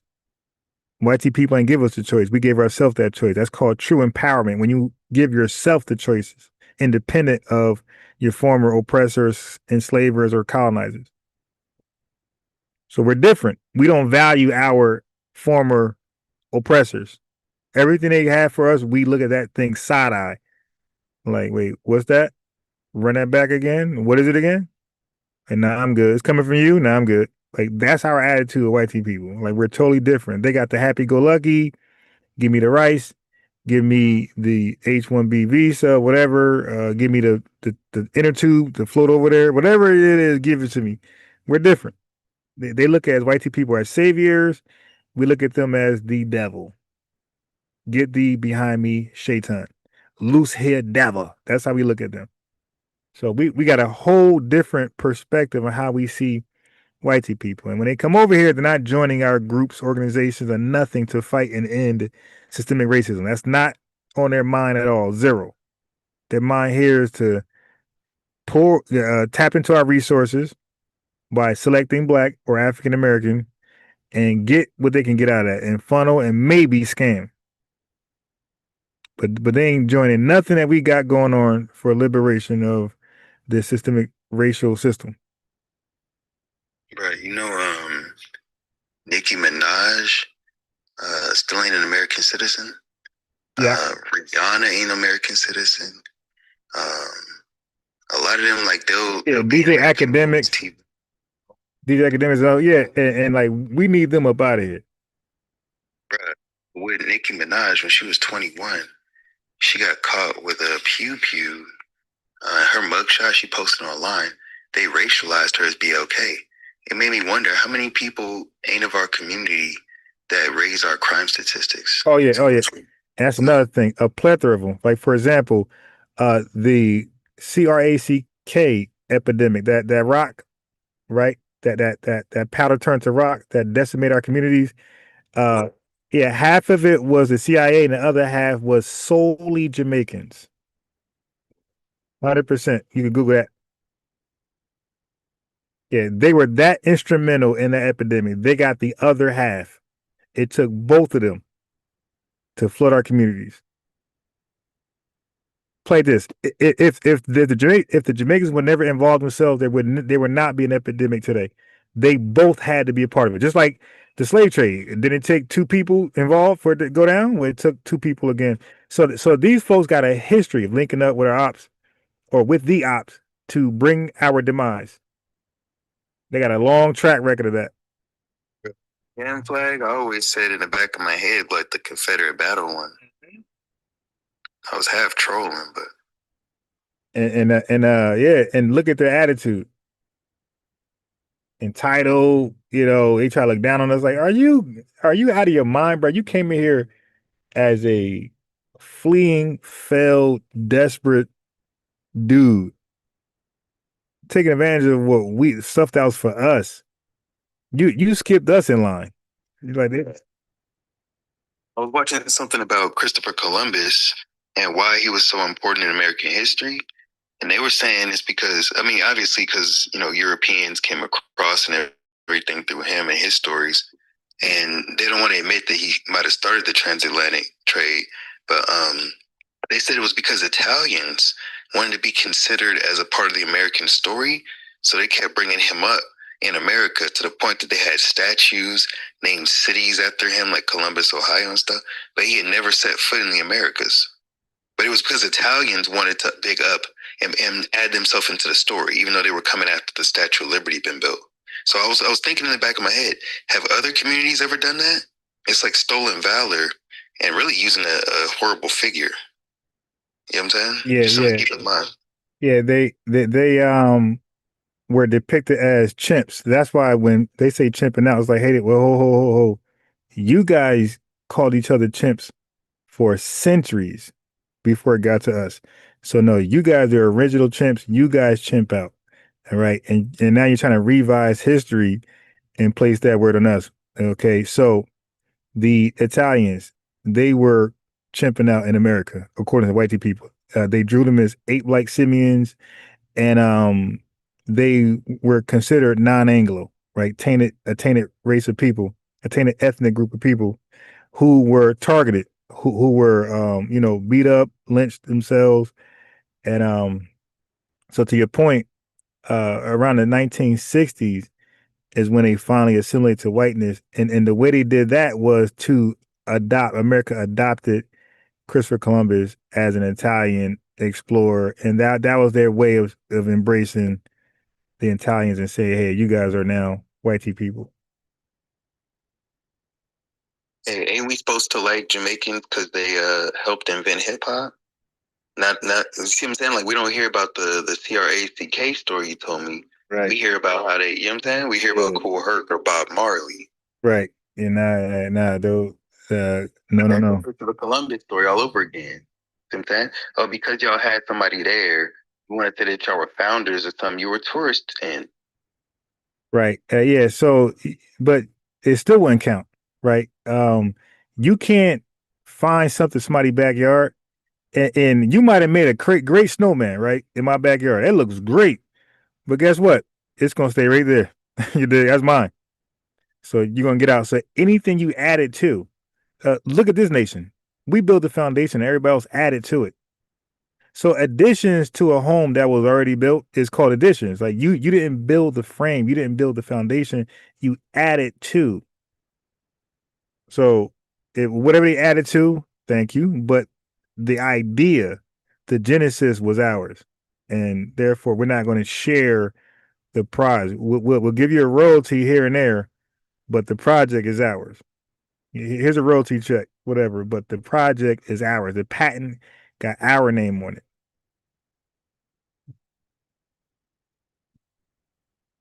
Yeah, so I don't really play those games with them with that one. It's like, oh, no, stop, because you produce. So where's your hip hop version in Jamaica?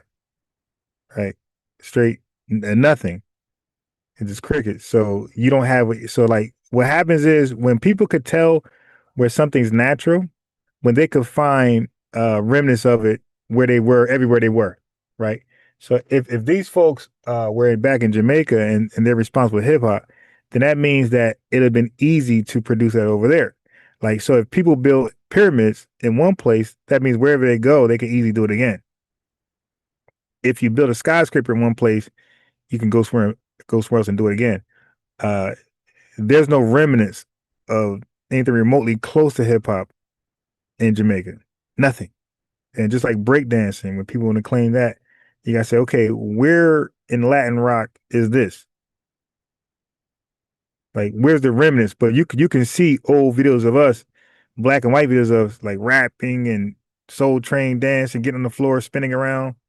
You know, like there's a pattern. Like there's some evidence of us. There's traces of us doing. Like you can see the evolution. I'm trying to say, like you got to show the evolution of it for it to be believable that your fingerprints was on it. And there's no evolution of hip hop, breakdancing in these folks' culture. So it looked like it was something we were doing, and they might have added to it, and did it their way, right? But you got it from us. You know what I mean? Like you did it your way, and your way is cool, and your way is going to help grow it. But you watched us do it, and you tweaked it. That's all. You put a tweak to it. Quick question. How old are you real quick? 48. Okay, so you were 38. Okay, so I'm 56. So then we remember, because I was going to say, if you remember our parents back in the day, remember they used to do swing dancing? Yep. When they used to, because I remember my mom used to have one of them black and white little flat shoes, and her swing her around his back and stuff like that. That was like a form of break dancing, but that was doing it in the 50s. You know what I mean? In the 60s. So I'm like, man, we've been doing acrobatic stuff when we dance, especially tap dancing and them old guys back in the day. Remember how they used to jump up and then they do the splits and spin around? Right. Shoes on? Yeah. Could I take it to double dutch? Oh yeah. Yeah, sure. With the choreo? Come on. I'm trying to tell you, and we still doing that right now to this day. The roller skating. Yep. Yeah, so our culture is golden and is loud. And when we do things, is loud. Like the world usually acknowledge it and embrace it. From our slang to the way we dress, our swag, the way we walk. Remember that cool walk? You had your two hands behind your back walking. Like when you sometimes see Charleston White do that. Yeah, like that all that stuff is us. Yeah. George Jefferson, yeah. Yeah, he used to stay doing that walk.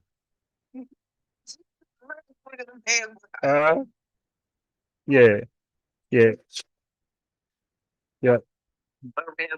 That was our I'm cool walk. Like I'm different. You know, I got swag. You'll do that walk, and everybody didn't do it. Like yeah, it took certain individuals, but you gotta be really feeling yourself to do that walk. It ain't something you just did because you felt like it. It had to be your day. Like the gear. So you got some good news, and you did that walk.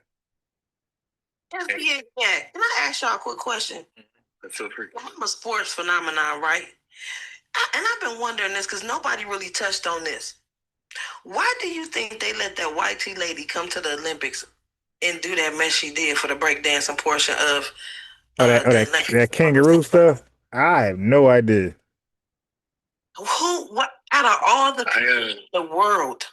I filmed it professionally. I didn't get an invite to the Olympics, but I was looking at a contract for like $500,000 to host a show about it. And at the time, this is in the year like 2020, like before, you know, all the crazy stuff started happening. But the way that people were qualified is they set up regionals. And she actually helped organize the regional for all of Oceania with her boyfriend, who's a dancer as well. Now, in the Olympics, in every category, there's no age limit except in swimming and gymnastics. All right, I'm trying to say this slow just to make sure we're keeping up. In swimming and gymnastics, I think for USA, they don't send no athletes younger than 16. And for gymnastics, the whole world has agreed nobody younger than 14. But sometimes they be saying trying to be cheating and stuff. Now, for this breaking competition, for some reason in the Oceania region, you had to be 16 to qualify, even though the kangaroo chick lost to a 15-year-old girl that was way better than her. Wow. Yeah, that's crazy. Yeah. So she made sure she got to take her trip to the Olympics world stage. And a lot of people are upset that she competed at all. Because we as dancers know when somebody ain't ready, they ain't supposed to be on the world stage. You could do your moves or whatever, but like tell her the truth like it looked trash. Right. So, and that's what hip hop's supposed to do, is tell you the truth. If it's whack, it's whack. Right. She actually messed up the competition because every time she competed against, I was disgusted. Every time she competed against a lady, She gave them 3 free points when normally it would have been, 1 and 1. Right. Like she took L. Like yeah. She messed up the whole scoring system. She gave people who weren't that good free rides because of how bad she was. So she knows she messed up, and no one knows why the age limit of 16 was set for breaking in the Oceania region where she was coming from. But she was 37 at the time, so she for sure qualified because she was in the finals. But again, she lost in the final battle to a 15-year-old who I guess is too young to come for some reason. Yeah, that's wild. That's how she made it there. And a lot of dancers was defending her because they're just happy that it's happening. Right. And they scared that they're gonna lose money. That no one's gonna sponsor us if we don't stand together. I'm like, man, y'all better say that that's not how we want to be represented. Right. Otherwise, she gonna get sponsorships and we gonna all feel stupid. Right. I'm telling you, a lot of people was like, y'all are not dancers. Y'all shouldn't be speaking on her and how she. I was like, man, y'all tripping. We don't dance just for other dancers. We dance to express ourselves to humanity. And if humanity laughs at what you're doing, that's on you. You can't defend her. Thank you for bringing that up, Mrs. Bryan, because I feel like I'd be in a underground community having to worry about Latino and Asians controlling this art form, and YTs. It's people in Eastern Europe and stuff that were chosen as the head judge for the whole Olympics. Really? A French team that was filming the whole thing. It was a complete mess in more ways than one, but she kind of put the cherry on top, and thank God it made to the final stage so people can see. Yeah, that's crazy. That was crazy. But Snoop was there. He didn't say nothing. Come on, like. Yeah. Oh, and by the way, everyone who represented the USA was not American. It was like a Chinese American lady, a Haitian American guy from Texas. Oh, really? He came to America when he was 5 years old. And he said one of his earliest memories is that they were living in a spot that had leaks coming through the roof. He remembers drinking from the water that fell on the floor with a straw. I was like, bro, don't tell that story to nobody else, bro. Right. Yuck, bro. And guess what? Goofy. When he went to the Olympics, he was on this giant boat standing next to LeBron James and all these American athletes, while the boat that came in on the river in Paris for Haiti was like 5 people deep. So he could have been on the cheap ass boat, but he ended up on the American boat because he was cosplaying, to tell you the truth. Wow. Come on. Yeah, I didn't know he was Asian. Wow. No, it was an Asian, it was a Mexican American, Vicious Victor, and it was a dude from Texas, Jeffro, who's of Haitian descent. So it wasn't no Americans even competing, Mrs. Bryant, believe it or not. Wow. I can shout out Americans who do dance, myself included, but we didn't qualify. How didn't y'all qualify? There was regional qualifiers in the U.S. There was a New York national, and then there was a whole Northwest. There's judges and all that. And oh yeah, the judges was whack, and the scores was whack because how she beat all of the. Come on. No, she lost, but they set up some rules where you could be you got to be 16, just in her region though. She shouldn't even made it there. Period. Now, none of them out there is that good though. I'll be frank. But I'm telling you that young girl.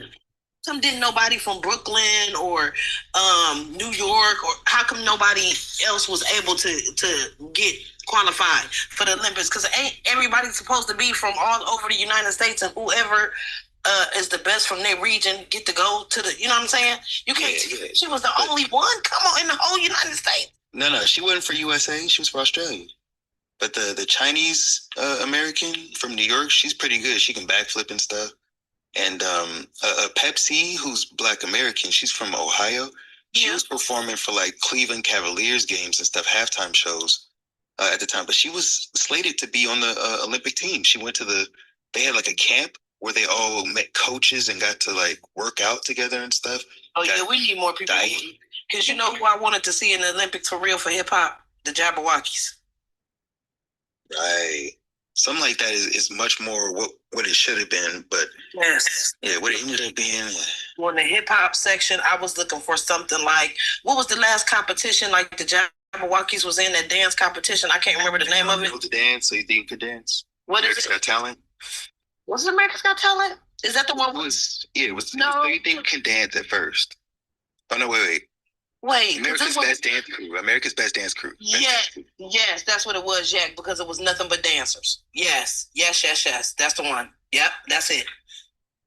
That's what I was expecting to see in the Olympics. Man, I love that. I miss that show, man. Why was Too. Oh my! I used to live. I don't even watch TV, and I used to be like addicted to that show. I watched every episode. I am a hip hop head for real. I don't know if you remember, season 2 had this breaking crew called Super Crew. They did like a ninja routine where they were standing on each other's shoulders and like fell over. But they actually got together with the Jabberwockies because they're a breaking crew from Las Vegas, and they created the Superwockies, and that's what the Jabberwocky show is in Vegas right now. It's like 13 people because it's the Jabberwockies and Breakers mixed together. The winners of season 1 and season 2. Excuse me, Jack. Excuse me. They got a show where in Las Vegas? Who did? Yes, ma'am. They got a residency. They make their own music and all that. Got a residency. Oh, let me look this up right now. I want to see them. Stop playing. It's an excellent show. Yo, it's hilarious. The moment you walk into the theater that comes to the hound, they already got one Jabberwocky like sweeping like he's the janitor. And like you can't talk to him or nothing, but he walks up and down the theater. Hilarious. Oh my God, I can't wait. I'm gonna look it up right now. I'm so excited. I'm going. Yeah, they got special edition ones. Because my friend went to one, and there was a famous football player in the crowd, right, watching it. And they picked someone out the crowd randomly to like come on stage, and they was like dancing in front of her, like while she sat in a chair. And then one Jabberwocky came out hella buff and like took out a ring and like asked the lady to marry her, and it was the football player. Like he had like snuck on stage as a Jabberwocky. Oh, she couldn't tell it was him. Oh wow! Stop playing. So the Jabberwockies are lit.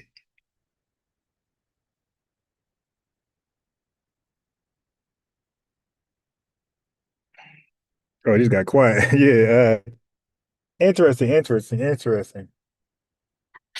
what I do, bro. Is I film dance competitions, parties, showcases and stuff. I've done it in 32 countries over like 17 years. I'm telling you. And the Olympics, that was just a bad. It was a low point for sure. Yeah. That kangaroo chick, that was ridiculous. Very ridiculous. I thought they do like screening or something like. They don't do like what's it called? When you, yeah. But before, no auction, like yeah, but auction before you even get to a qualifier. Sign up, and then it's just who do you go against in each round, you know? And if you were a little bit better than them, you can make it to the finals. So they don't watch no. So you don't send like some video of you dancing before you just because anybody just can like do the hey McAvee, all right, like you just could get up there. Wow. Sign up, bro. You never know. Wow. But you know like I said, I'm gonna keep saying it, bro. That's the age 16 thing. That was a rule that somebody just came up with out the ass. Like that's not an Olympic standard. It was just enough to stop this 15-year-old girl from going from Australia, and it would have been a way better competition. Yeah. I like maybe the 16-year girl, a 15-year girl is supposed to go, but she ain't qualified because she was too young. And they said, hey, we need one. I will get that kangaroo girl back. Competition. Right, but she's too young though, right? This girl in the finals. So the kangaroo chick got second place. Wait, how does the 15-year-old was in first place? She can't go. How does she get second place? They ain't really got heavy hitters out there, bro. I'm not lying. But you can't. Yeah, I can do some ridiculous stuff and beat that. Yeah, she's a kangaroo, my guy. Like, who the hell cosplays an animal when they breakdance?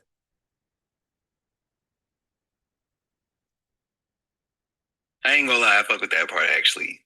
I ain't gonna lie. But like, where they got kangaroos at? But she should have done it in a way that like it's gotta look slick. You know what I'm saying? If it looked foolish, like it make us look foolish. Well, the fact that it looked so ugly made people like against that. Like had she pulled it off, maybe people be welcoming to that. But the fact that it looked so ugly, it's like nah, keep that out of this. They be letting stuff slide, bro. I be at dance competitions, and when they know it's a good dancer, everyone's looking at the center of the floor, like waiting for them to do something crazy and cheering for it. when it's somebody that's like doing messed up moves, they'll just have they head down, they'll go into their phone or something, just wait for that person to finish and like let them leave the stage. And I'm like, why did y'all even let them on stage? Yeah. Like I'm filming it and I'm like, why am I recording this, bro? I'm burning my memory. This person's not ready to be seen by the world. Like I've had to start editing my footage or like waiting and, you know, like looking and seeing if someone's good before I start recording. Like, Yeah, that's wild. Yeah, but anyway, interesting. reparations gonna change the dance world too. Look at how many dances we make without the funding. We ain't got the money for dance events like that, and we ain't trying to get sponsors. So once we do, game over. Yeah, it's gonna be it's necessary. It's proven that it's gonna stimulate the economy. Now we just need the right support behind it. The right education behind it. Like the arguments need to be had, right? Because what happens is, again, like I could point to several arguments of Pan-Africans arguing this. I played them live, and like they sounded crazy. They couldn't answer certain questions, especially when we're talking about back in 2014 when he was asked, "Hey, how do they differentiate who qualifies? Because there's other people like you that's in this country who they don't qualify," and he couldn't answer because they're pitching race based. So he had his moment to like represent, and he didn't. So white people like, yeah. Seen the post with what's his name saying he running for office? Oh, Uncle Luke. really? Oh, He was against reparations his whole time. yeah. Run for office where? Yeah, but what's funny is he's running against a Democrat, and she, as a Haitian American born in the Bronx, New York, or something, like she got a BOK husband and all that, but like now that he said, well, I'm going to replace her so I can get reparations that are lineage based, she got to say that, or he honestly kind of checkmated her, ain't it? Right. Yeah. Facts. Yeah. She's out of there if you pull that strategy. I mean, I'm not going to tell people to vote for Uncle Luke, but like, it just shows the hypocrisy of the Democrats. If a dude like him, who wasn't with it, is now, or says he is, him getting votes at all will just embarrass her. Uncle Luke who? Yeah. The tether. Exactly, right? Yeah. Wait, because I was putting on my groceries. Y'all talking about Uncle Luke who running for office?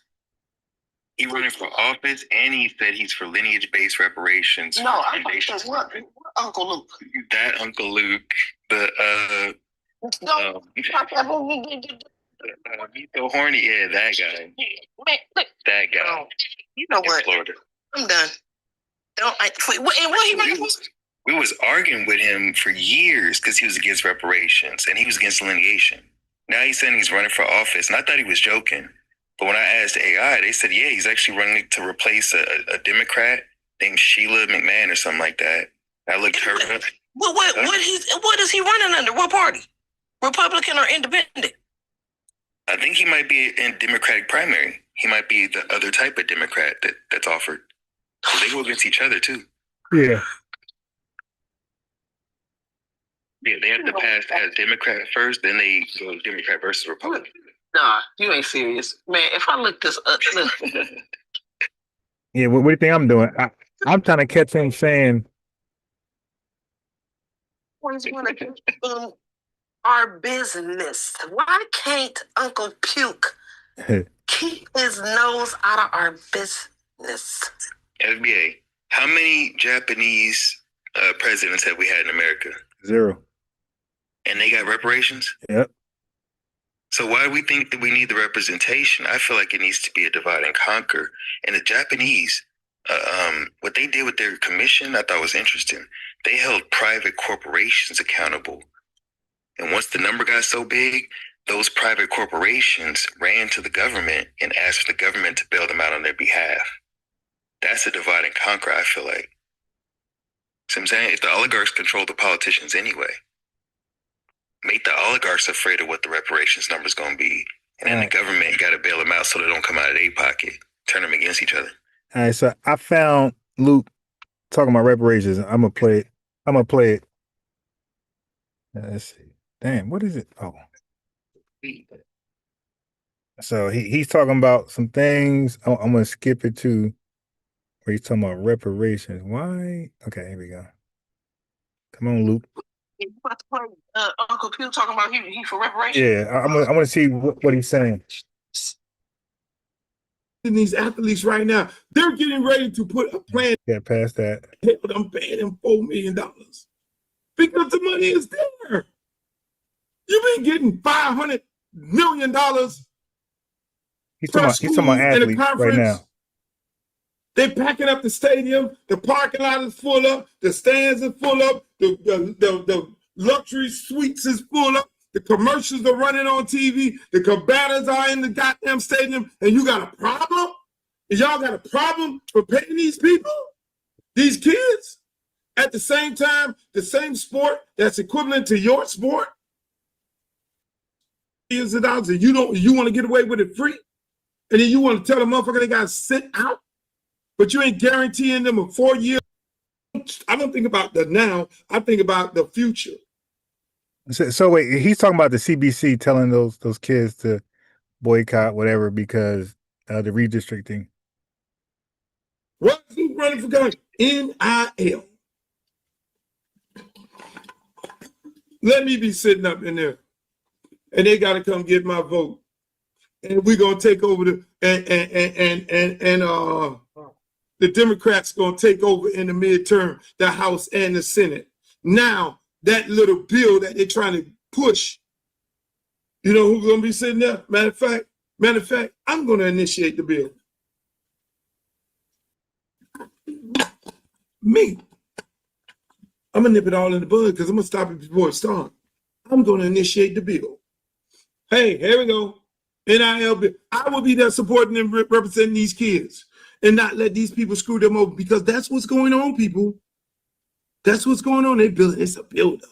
I mean, what the hell are we now paying the slaves more money than we making from our own fields? How in the hell we were doing that? Hey, Bubba, we ain't got no niggers in our league, coach. Our niggers more than us. Well, I'll tell you, Paul, I'm going to go call Tommy Tubby, who are, you know, they don't like him. Where Tommy Tuberville was one. Since I'm running for Congress, you know who will be champion? My other bill I'll be champion is reparations. I feel like foundation of Black Americans, descendants of slaves deserve reparations.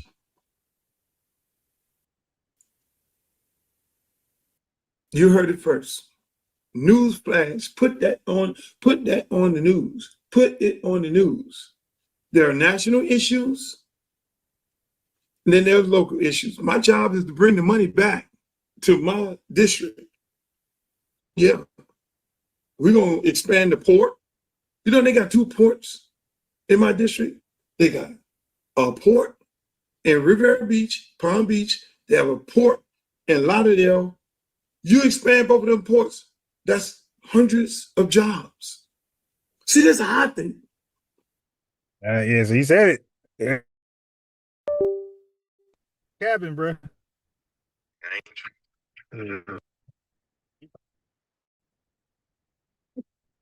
We did it too. That's the thing that's going viral if you can find. But it's a like cookie cutter like tweet. Like it looked like AI wrote it, but I was just like, I thought he was trolling, saying he was running for office, but I think he's serious, or at least serious enough to say what his platform would be. And people are like, well, we need to hold him to it. I'm like, who's in office right now that we ain't holding to it? Because that's what he's doing, is he's making that person look bad because they ain't said it yet, and he's saying it.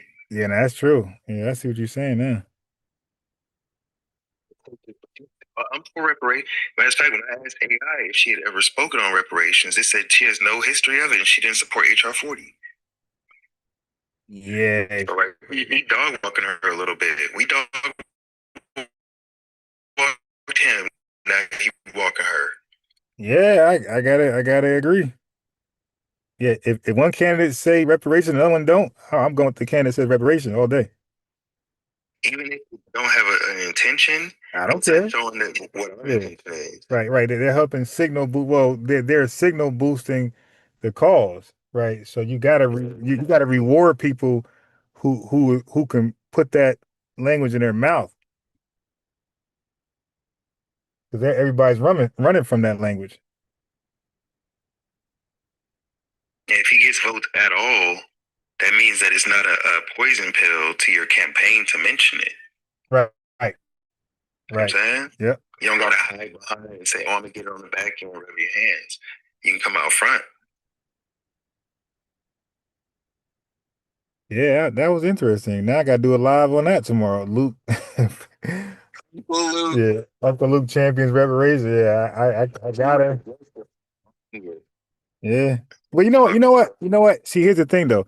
That's the thing with.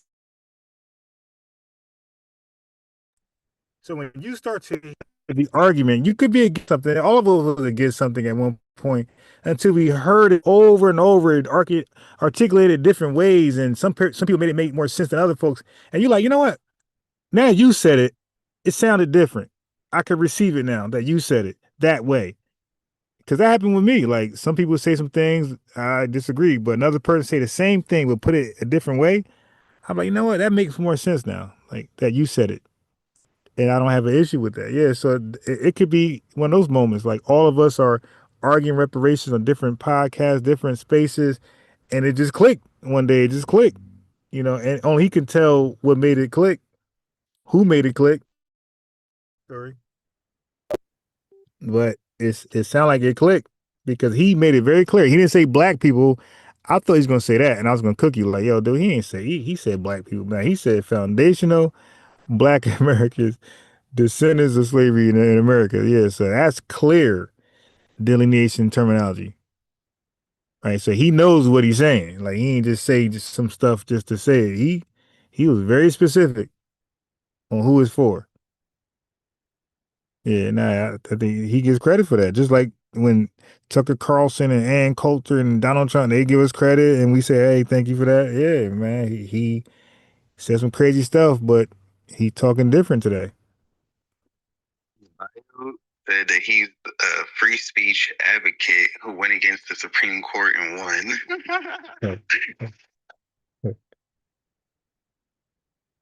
Yeah. He had his songs, bro, like too much booty in the pants and stuff like that. And they was like, oh, you can't play music like this. But he got like allowed to play on the radio or something because he had like censored version. He had a whole thing, bro. But I got it. Yeah. Like he's like, where he's from? What island is he from? Dang, don't get me lying. Yeah. It ain't Jamaica though. It's like one of the smaller ones. Like yeah, I'm in like an island version of Trump. Islander version of Trump. Got the language. He had a rocky background.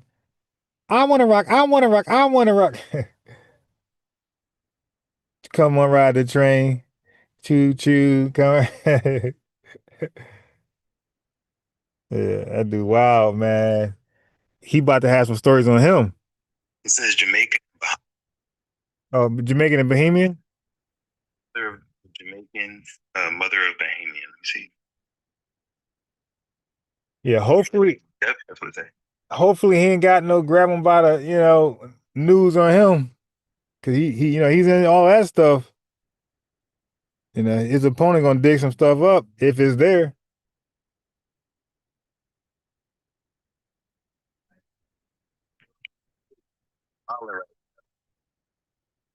Yeah, like he said the curse words. The curse words are reparations for descendants of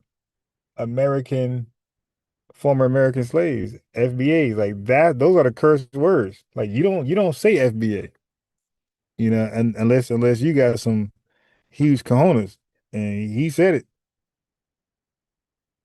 Can't take that back. ABC News, CBS News, can't take that back. That's out there. And look, that adds to us even more because it's better he was against it. Now he see the light. So it's like Tethers, like y'all gotta stop. Y'all gotta stop because he was tethering hard. And look where he's at now. Funny.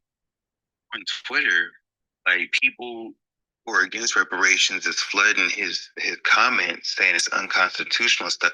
Normally it would be on our pages, on FBA pages, that they be trying to troll us or post that their ancestors already died in the Civil War, and we're talking about harms after enslavement ended. Right. But they don't get that point. But okay. But even if we did, it doesn't matter because he's playing a buffer to those comments so we can get to the real conversations. Right. Thank God for that too. Yeah, but I was saying like, but even those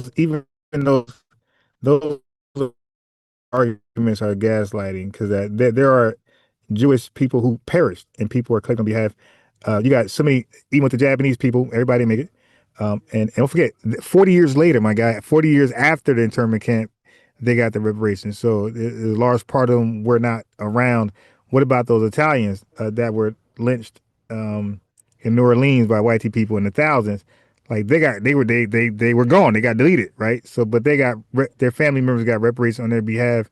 And even when it comes to indigenous people, way back in like 1850, our government tried to give them $1 billion today. All of them are gone. So that argument doesn't go nowhere. Like it's just gaslighting. It's people just bad faith arguments. Don't know what they're talking about. Call in spaces like this and get cooked. Yeah.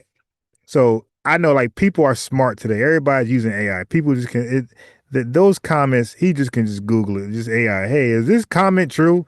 No, it's not true. It's gonna So that's not gonna work. That's not gonna discourage nobody in 2026. Unconstitutional when reparations is very constitutional. It's just silly.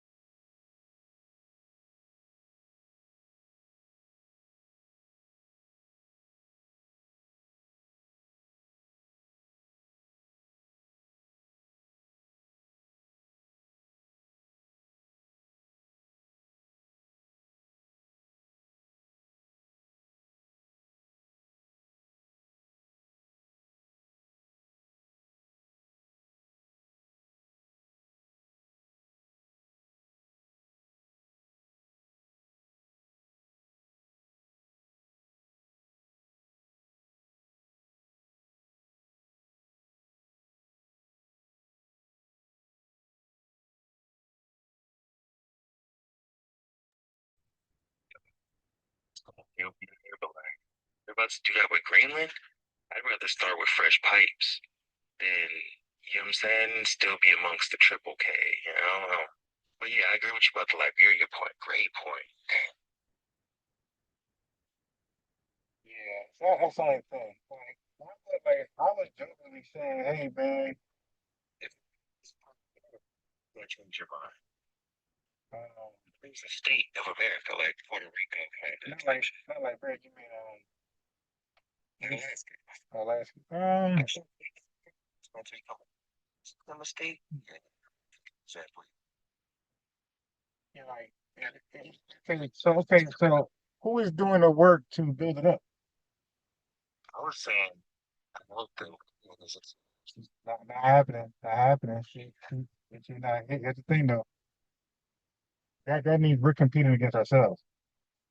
We were used as the labor force, free labor 24/7 on the clock to build America, right? So they got a huge advantage.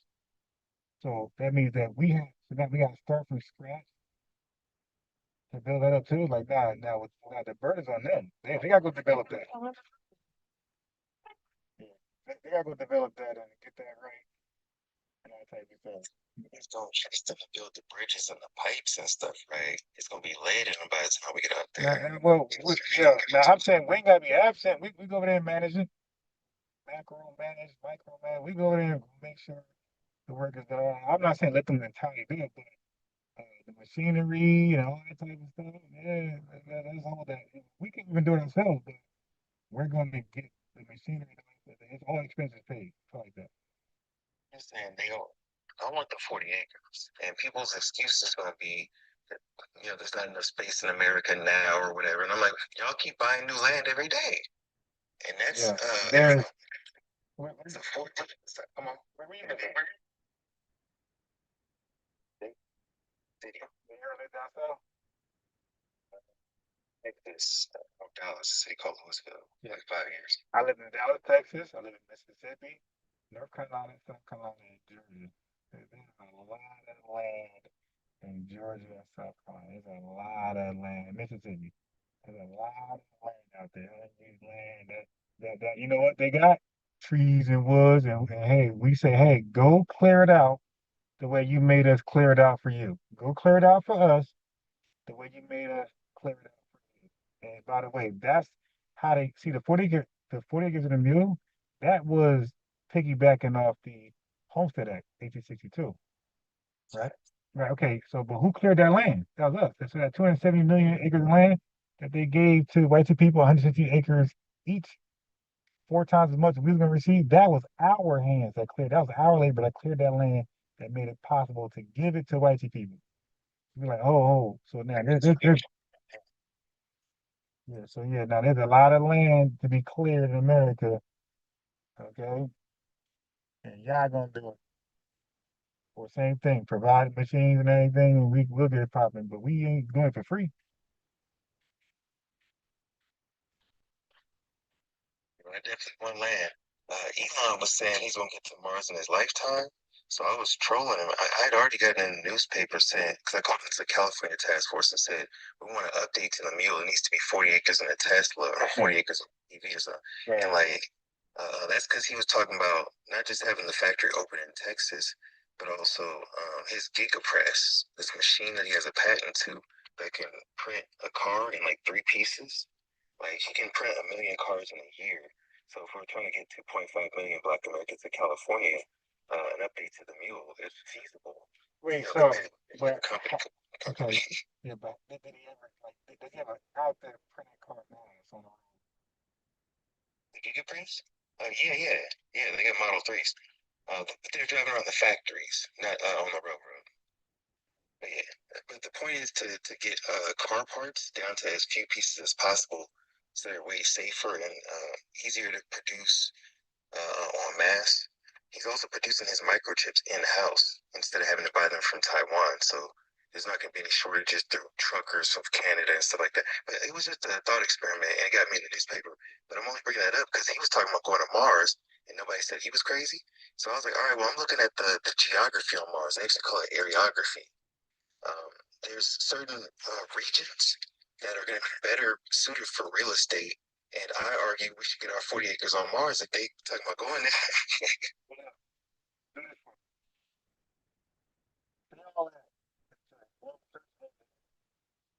AI. Press enter and read it back to me. Ask AI where I would get my 40 acres on Mars.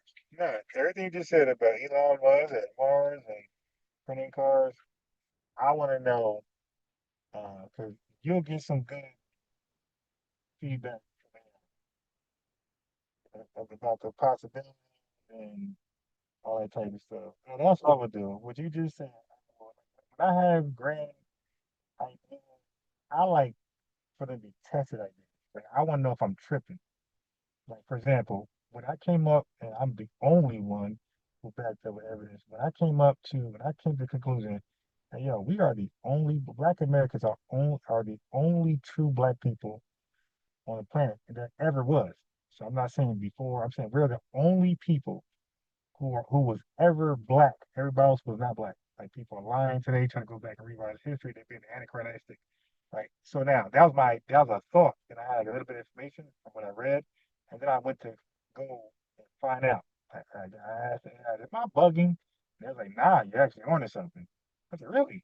And then I started to go deeper, and I debated people, and people gave me ideas I didn't have before, trying to cook me, and so they actually helped educate me, because they gave me strong pushback.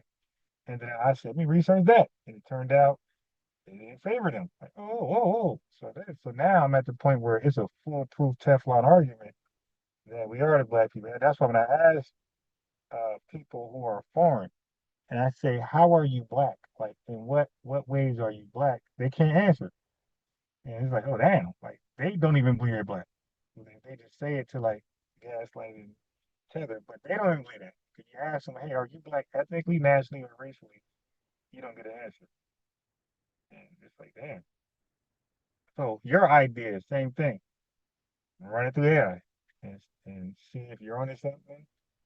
Or AI like, hey, or it might tweak it. It might say, hey, based on what's out there, information, this is where it's at today, and it's projected to be inhabitable in maybe such time. And even the Greenland thing, like, ask you that. And hey, man, throw Arkansas in there. That's what I do. Like, that's why I'm so like educated on things. Like I throw all my ideas around, not just AI. I debate in real time against people because counter argument and that's how I'm so sharp in like what I know. Like I'm like I battle test my ideas, and I don't mind because sometimes AI be like, yo, you bugging. Like certain arguments I made, it said, no, I'll do that. It said you'll get cooked. They'll say this, that, and that, and you won't have a defensible argument. I'm like, damn, because I'll be like, damn. Because it sounded so good. Like, nah, it doesn't make some sense. It's not that much. It's just ridiculous. I'm like, all right, let me back off that. So I had to be like, so softer. There's people saying that would be punishing Elon, and then there was people saying that it would be giving him a giant stimulus. And I was like, so which one is it? There was people who were saying that other car companies are the ones who really owe us, and that he just got here, so why are we holding him accountable for slavery? I don't give a damn.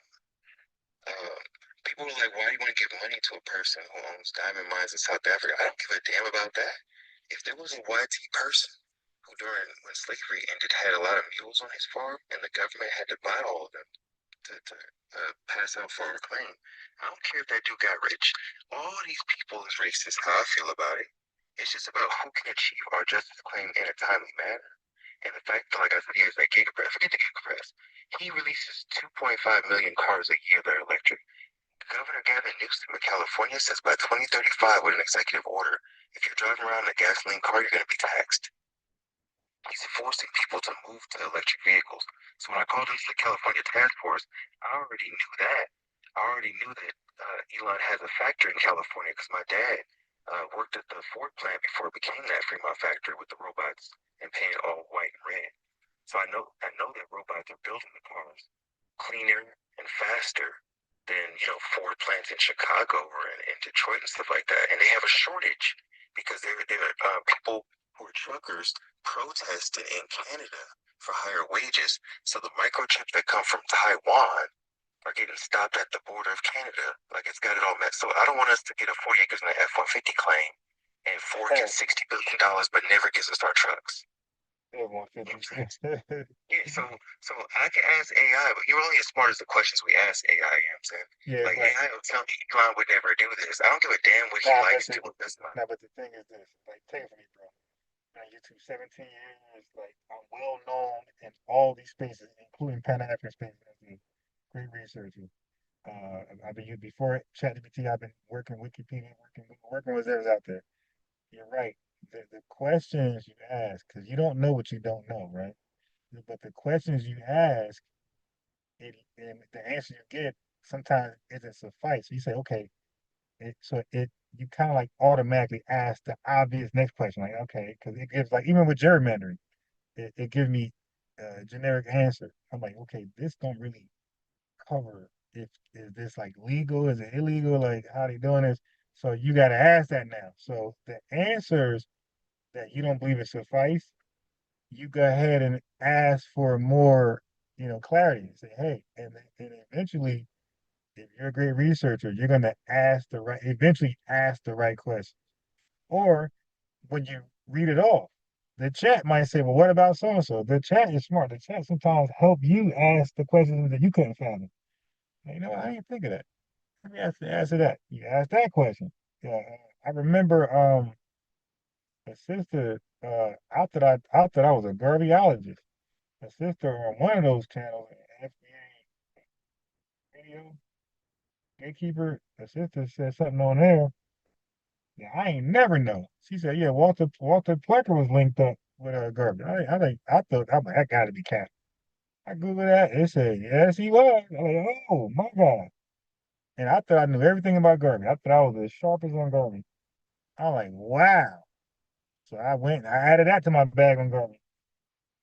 Yeah, man. Wait till that successful so large, man. Nah, it's gonna count. No. Hey, listen, that's not even successful. You know why? Because the investors all thought the way he framed it, they thought all the money was going towards repatriation. That means no homeland investments. So that means that he invested in America behind their back. All the money in their mind was to get them to Africa and invest in business in Africa. So they had work over there. When they found out you got a laundromat in Harlem and I was supposed to be in Liberia, they're like, wait. What's going on here, bro? Why are you investing in America when the picture is Africa?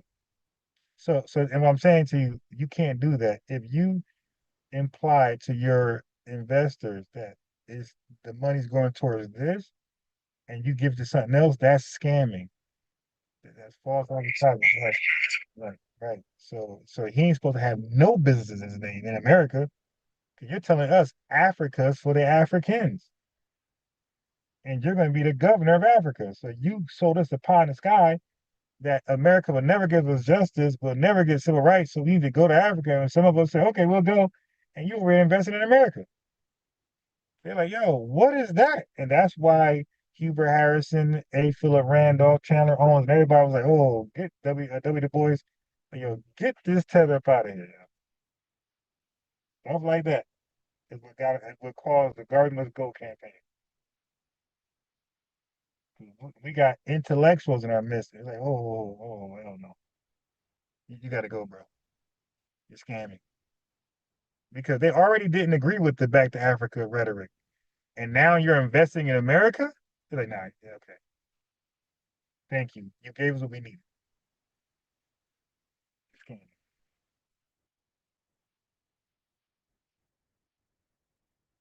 Where we wait to it now. Okay.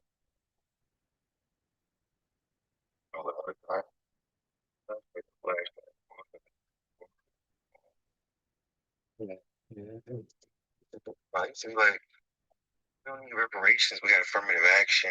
You said that? Bro, when I was a kid, I used to say that everything should be free that's made of cotton. I used to be like, man, we should be able to walk into a store. If it says made out of 100% cotton, we should be able to take it for free for like 400 years. I used to always say that. People used to be like, well, what about the Mexicans picking it now? I used to be like, fuck them. That's your language. That's TikTok. Pardon me. Yeah, I don't know what I'm allowed to say. Okay, look. Act like you're talking to a pre-K kids, right? So these kids are 4 and 5. Would you say that in front of them? That's all you got to ask yourself. Would I say this in front of them? I was 12 then. But about 12. No. I'm saying if you're hired to represent Black excellence and you're in front of a mixed, diverse group of kids, 4 or 5, and you're representing Black excellence, like that's how you would talk. You represent. I'm talking about like you're on the world map. You're like, Well, even 12-year-old, like we use that language representing black excellence before the world.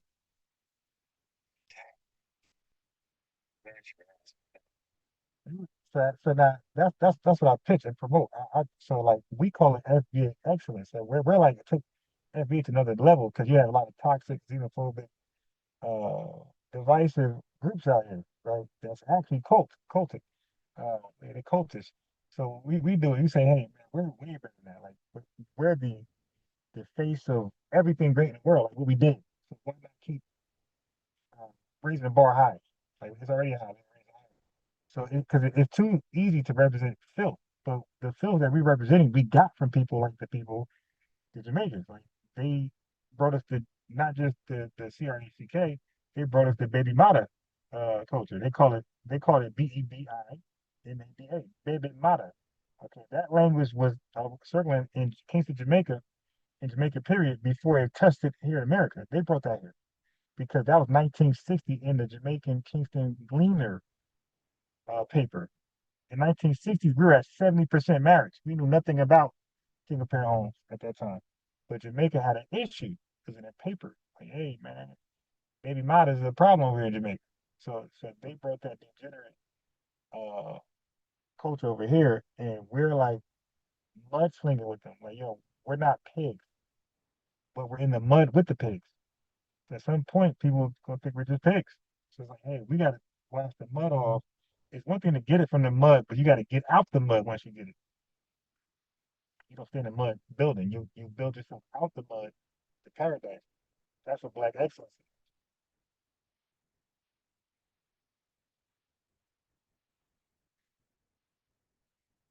Struggles of the current peoples when we're trying to catch up with justice. And that's what I mean to say when I say, as a 12-year-old, I should be able to get anything made in kind for free. Oh yeah. If I'm worried about other communities, like, oh, there's people being, first of all, they're not being forced to, right? But there's people picking cotton now to make those shirts. Like, is it unfair to them? I can't sympathize with that while at the same time having to worry about my own two broken legs. That's what I mean. Yeah. And the same thing for Elon Musk. Whether he receives an investment on behalf of our communities that we can receive a justice claim is not my prerequisite. And maybe we'll have some leverage on the flip side.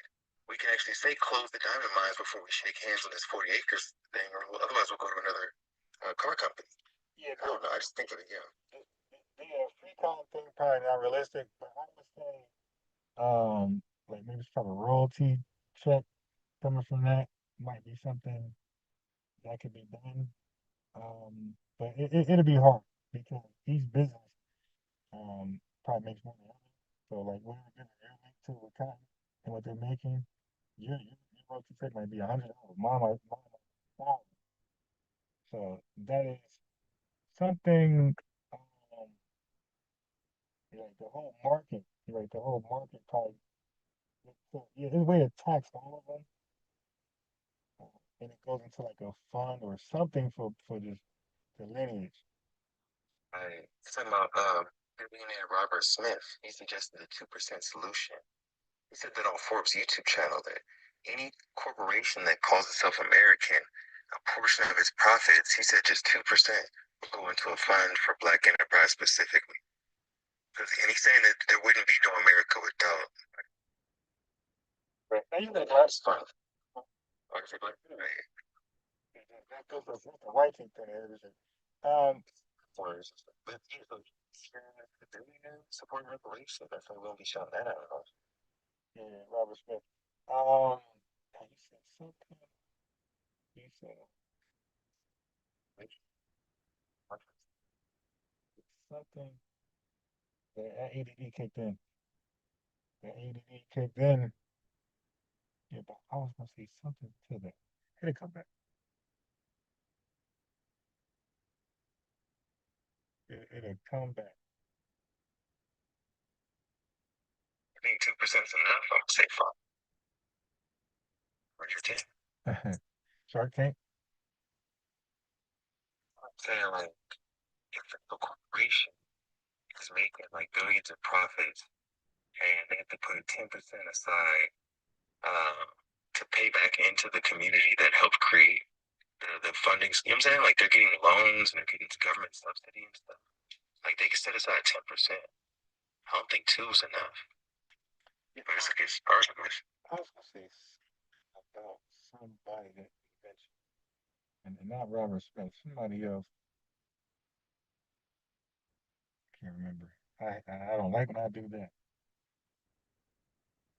But that ADD is strong. Bob Johnson. No. It was sometimes like when people go in, it'll spawn a thought in me that's not really tied to yours, but it's like a epiphany sort of thing. Like, wait, I got a thought. And then it happens all the time. When I'm driving and I can't write it down, like, let me try to sing it over and over and over. Before I can write it down, that thought is gone. Like, where did that thought go?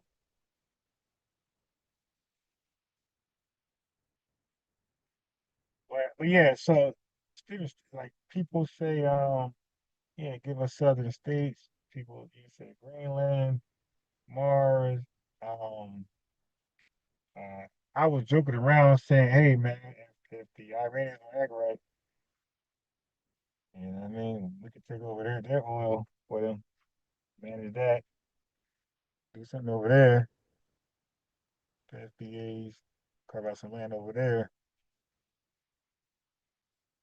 You dig? I don't know if I mentioned this earlier, but this lady at the New York State Reparations Task Force, she was mentioning an idea. She was like, if people are Pan-African, I'm done arguing with them. Like, let them go back to the continent. But like, for all those saying that we need to do business with Africa, we're only gonna be doing it with those panties. It ain't gonna be with no actual Africans. Yeah. So why? Okay. So now I'm not gonna forget that one. But somebody wrote. They said, "Ron, I saw a Chicago soul skater in Amsterdam teaching how to skate off James Brown music. I thought FBAs need to uh, what's that? Pattern hip hop and soul skating. All right. The pattern part, you might say patent. Now, say what you say again. I actually forgot. What'd you say just now?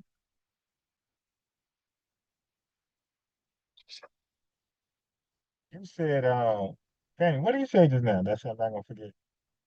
I read that comment and well, I think I'm just hungry. I think my memory well, it's tied to hunger. Cause I'm like, yo, when I get home, I'm gonna make some sandwiches. You said something just now. What did you say just now? Because I definitely want to speak to that. Was it reparations? Was it money? Well, you know, I could play it back. Hold on. Haha, come on. YouTube. Hold on. Hold on.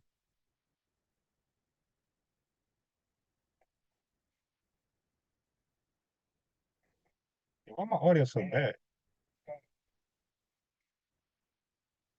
Oh,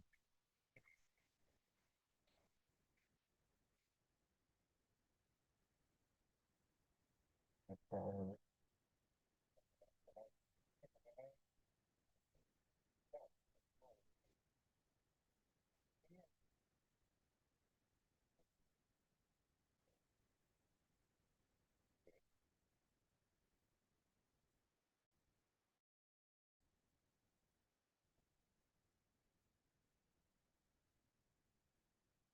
the Pan thing. Okay. So there you go. I replayed it. So now, why are we even, well, okay, this is, we should do business with Africa. What is their reason that they have that we should do business with all the people of the earth? Why this continent, Africa?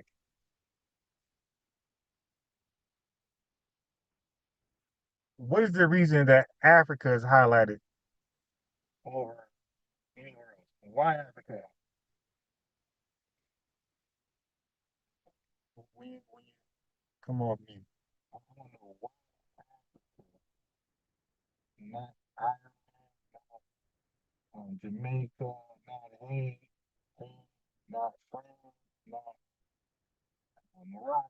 Or why Africa? Why are we like gotta do something in Africa? And if I do it before you come back, or when you come back, you can answer that. But I think Why? People will think that they're No, I ain't saying that. I'm saying like, why do they say when they say that to you? What is their reason that we owe Africa our business? they think we're from there and that it's pillaged. Okay, so now 54 countries. Where in Africa? Oh yeah, they keep talking about Ghana and Nigeria. Okay, let's go down it. What do we gain? How do we gain and what do we gain by helping Ghana out? What's it in for us? Because they get the help, they get a rebuilt state, they get level up state of art stuff, so they benefit directly. What is our direct benefit? I think you might be misunderstanding. No, not you. I'm saying like when they say this to you, Saying if they think that they're not American, that they're African in America or whatever they be talking about, wearing kente cloth, and they want to leave this country, I'm done arguing with them, trying to tell them this is our land, that our bones are buried here. Let them go. But if people no, want to do trade, they're not going to go. And what they're trying to do is poison the well. So, and the well of the masses. They get to this freestyle and rant and go on a tangent to FBAs who are unsuspected of delineation and reparations. These are regular people you see every day that have no idea these spaces and these conversations happen. The first time they hear such a thing, they're going to say what you said earlier.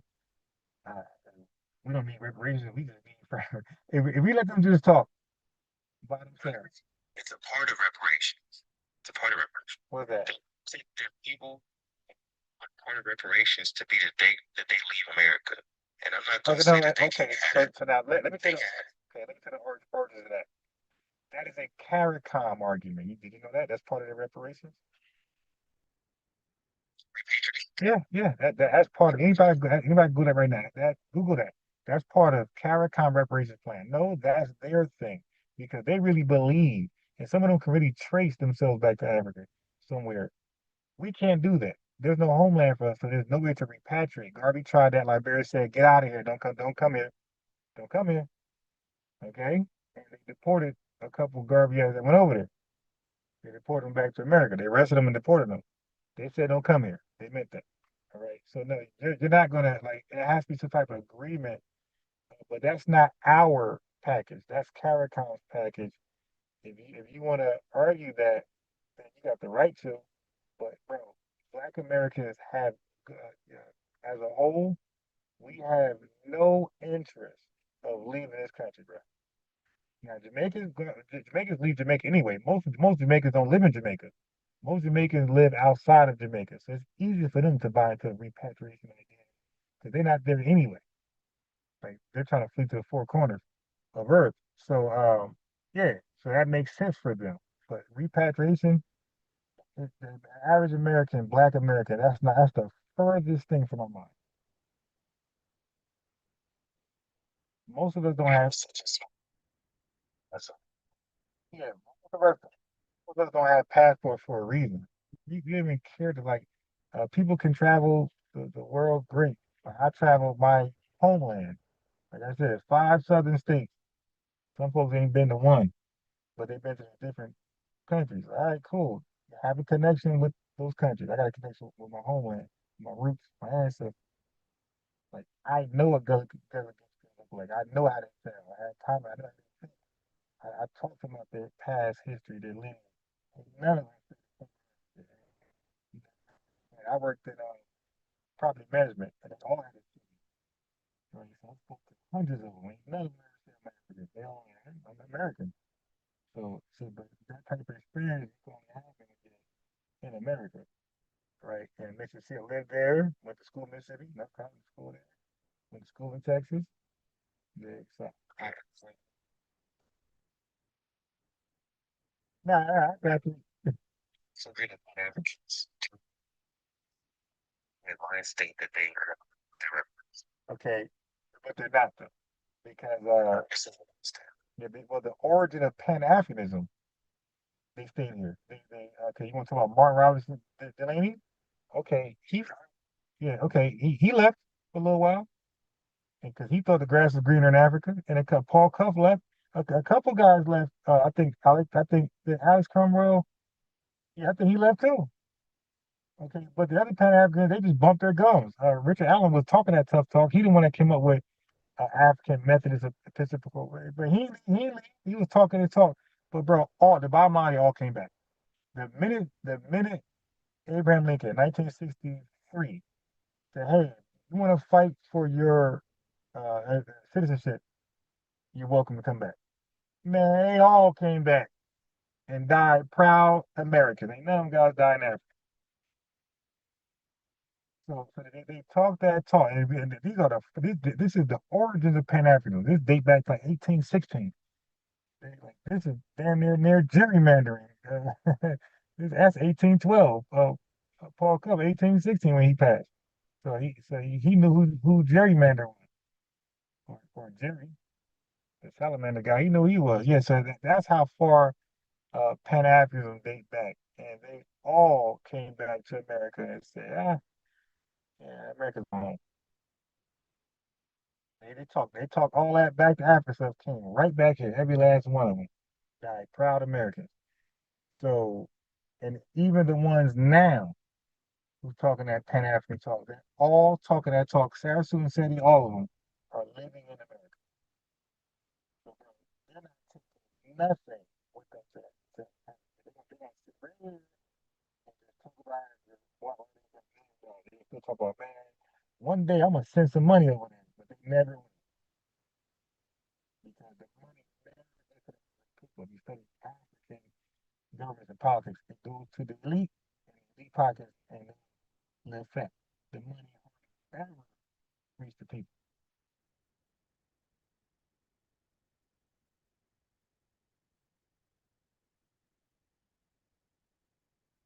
No, I agree with keeping it all in house. It'll prevent us getting harmed by tariffs and stuff on the back end. Jaden Smith, Will Smith's son, he started a company where he bottles water, but instead of using plastic bottles, it's like a paper container. It's like boxed water. But he gets the water from like he uses a plastic top, and the top is sourced from ethanol or something from Brazil. So like he's getting it cheaper there than I guess he would in America.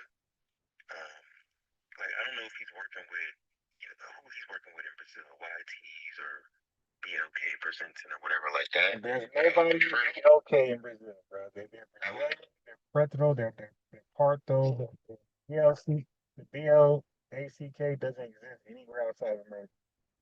Yeah. I'm saying if there was an American of our lineage in Brazil that he was doing business with, I would prefer that to him doing business with Brazilians. See what I'm saying? Like a diaspora thing of circulating the dollar. Yeah. If you want to be in Brazil, go wherever you want to live and stuff. But we still need to circulate our dollar. And if you have access to some resource by being there, like you need to put the rest of our community on. I think that's kind of the message she was getting to. Because we shouldn't be doing business with the colonizers. Yeah. I gotta. Who's the colonizers? Like the Africans who sold us. Oh yeah, of course. I'm just making sure. I gotta ask you. Just not me. I gotta make sure we're because I'm trying to understand the panties perspective. You know what I'm saying? Like I'm not like them.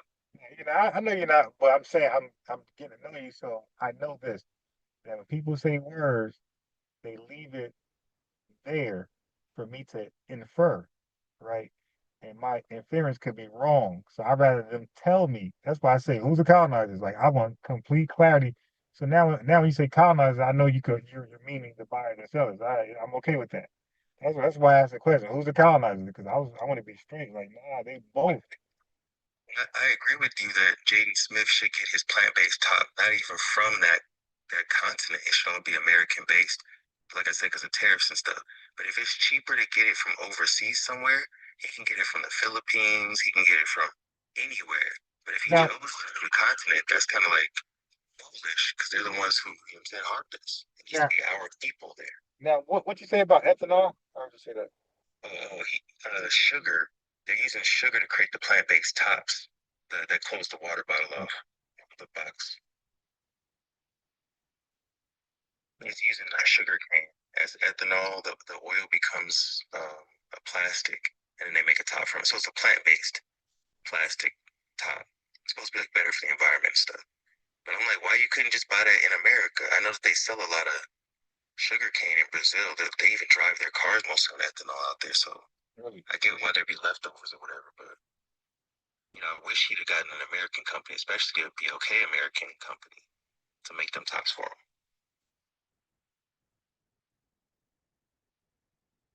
But yeah, we gonna outsource, right? Like if you end up with reparations in a business that can sell globally, like you're probably gonna do globalization, right? You're probably gonna get cheaper labor in other countries. You're probably gonna get resources from spots.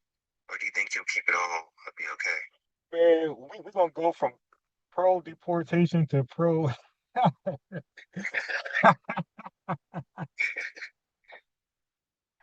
what we gonna do. It's a black the BOK those toilet paper. It's made out of bamboo. It's supposed to be better for the environment, your body. It also kind of looks. Is it soft like charming? I really, right. Bamboo is one of the fastest growing plants, like on the planet. And why isn't he growing it on his 40 acres, chopping it down, pressing it in a factory in America? When I open the packaging right now, it says made in China. So when he gets his reparations, is he going to keep saying made in China, or is he going to control the whole process so that Chinese can't cut him out of it? Yeah, well, I'm saying right now, to some of us, bamboo, taboo, gorilla. A lot of us, if that thing ain't soft, now some people care. Some people like, nah, I want it organic. But for some of us, if that thing ain't soft, I'm good. So the goal should be to do whatever you gotta do, get out of China, because China ain't gonna make it soon. Get out of China and figure out a way to make that soft. And then, you'll be able to do something with that. But there's like, because I'm sure there's a market there, but how big is that market? Like, how many Black Americans care about bamboo organic tissue from Scott's or Charmin tissue? That's for sure. Yeah, but I'm saying like go for it though. Go for it. Like be the market. Saying is, it's made in China. Right. Whereas we're gonna actually take control of the entire process because bamboo grows super fast. Like that would be a job for young kids to chop bamboo that's black.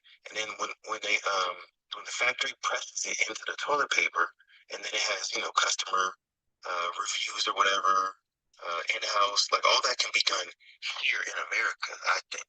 But like, I'm not going to knock Jaden Smith because he connected with the Brazilians. But like, you see what I'm saying? Like, it probably was cheaper to do the Brazilians. Right. Of course. Like I'm sure there's a method to that. I gotta look into that myself, like look into that story to see what that's about. I'm just saying, would you pay more to make sure it's okay, or would you go with whatever's cheapest once, so to make money? That's what I think we're all gonna have to answer the question of in the future. Like, do we reinvest in each other, Well, or do you buy your I'm bamboo sure with the bag, they decision a little easier. But if people pay check to check and struggling, yeah, they're gonna go with their budget. So we have to go with the cheaper option now. Maybe the choice. Yeah. Okay. So YouTubers, can check me out on TikTok. I gotta get on YouTube because I gotta choose one because I gotta get some bread.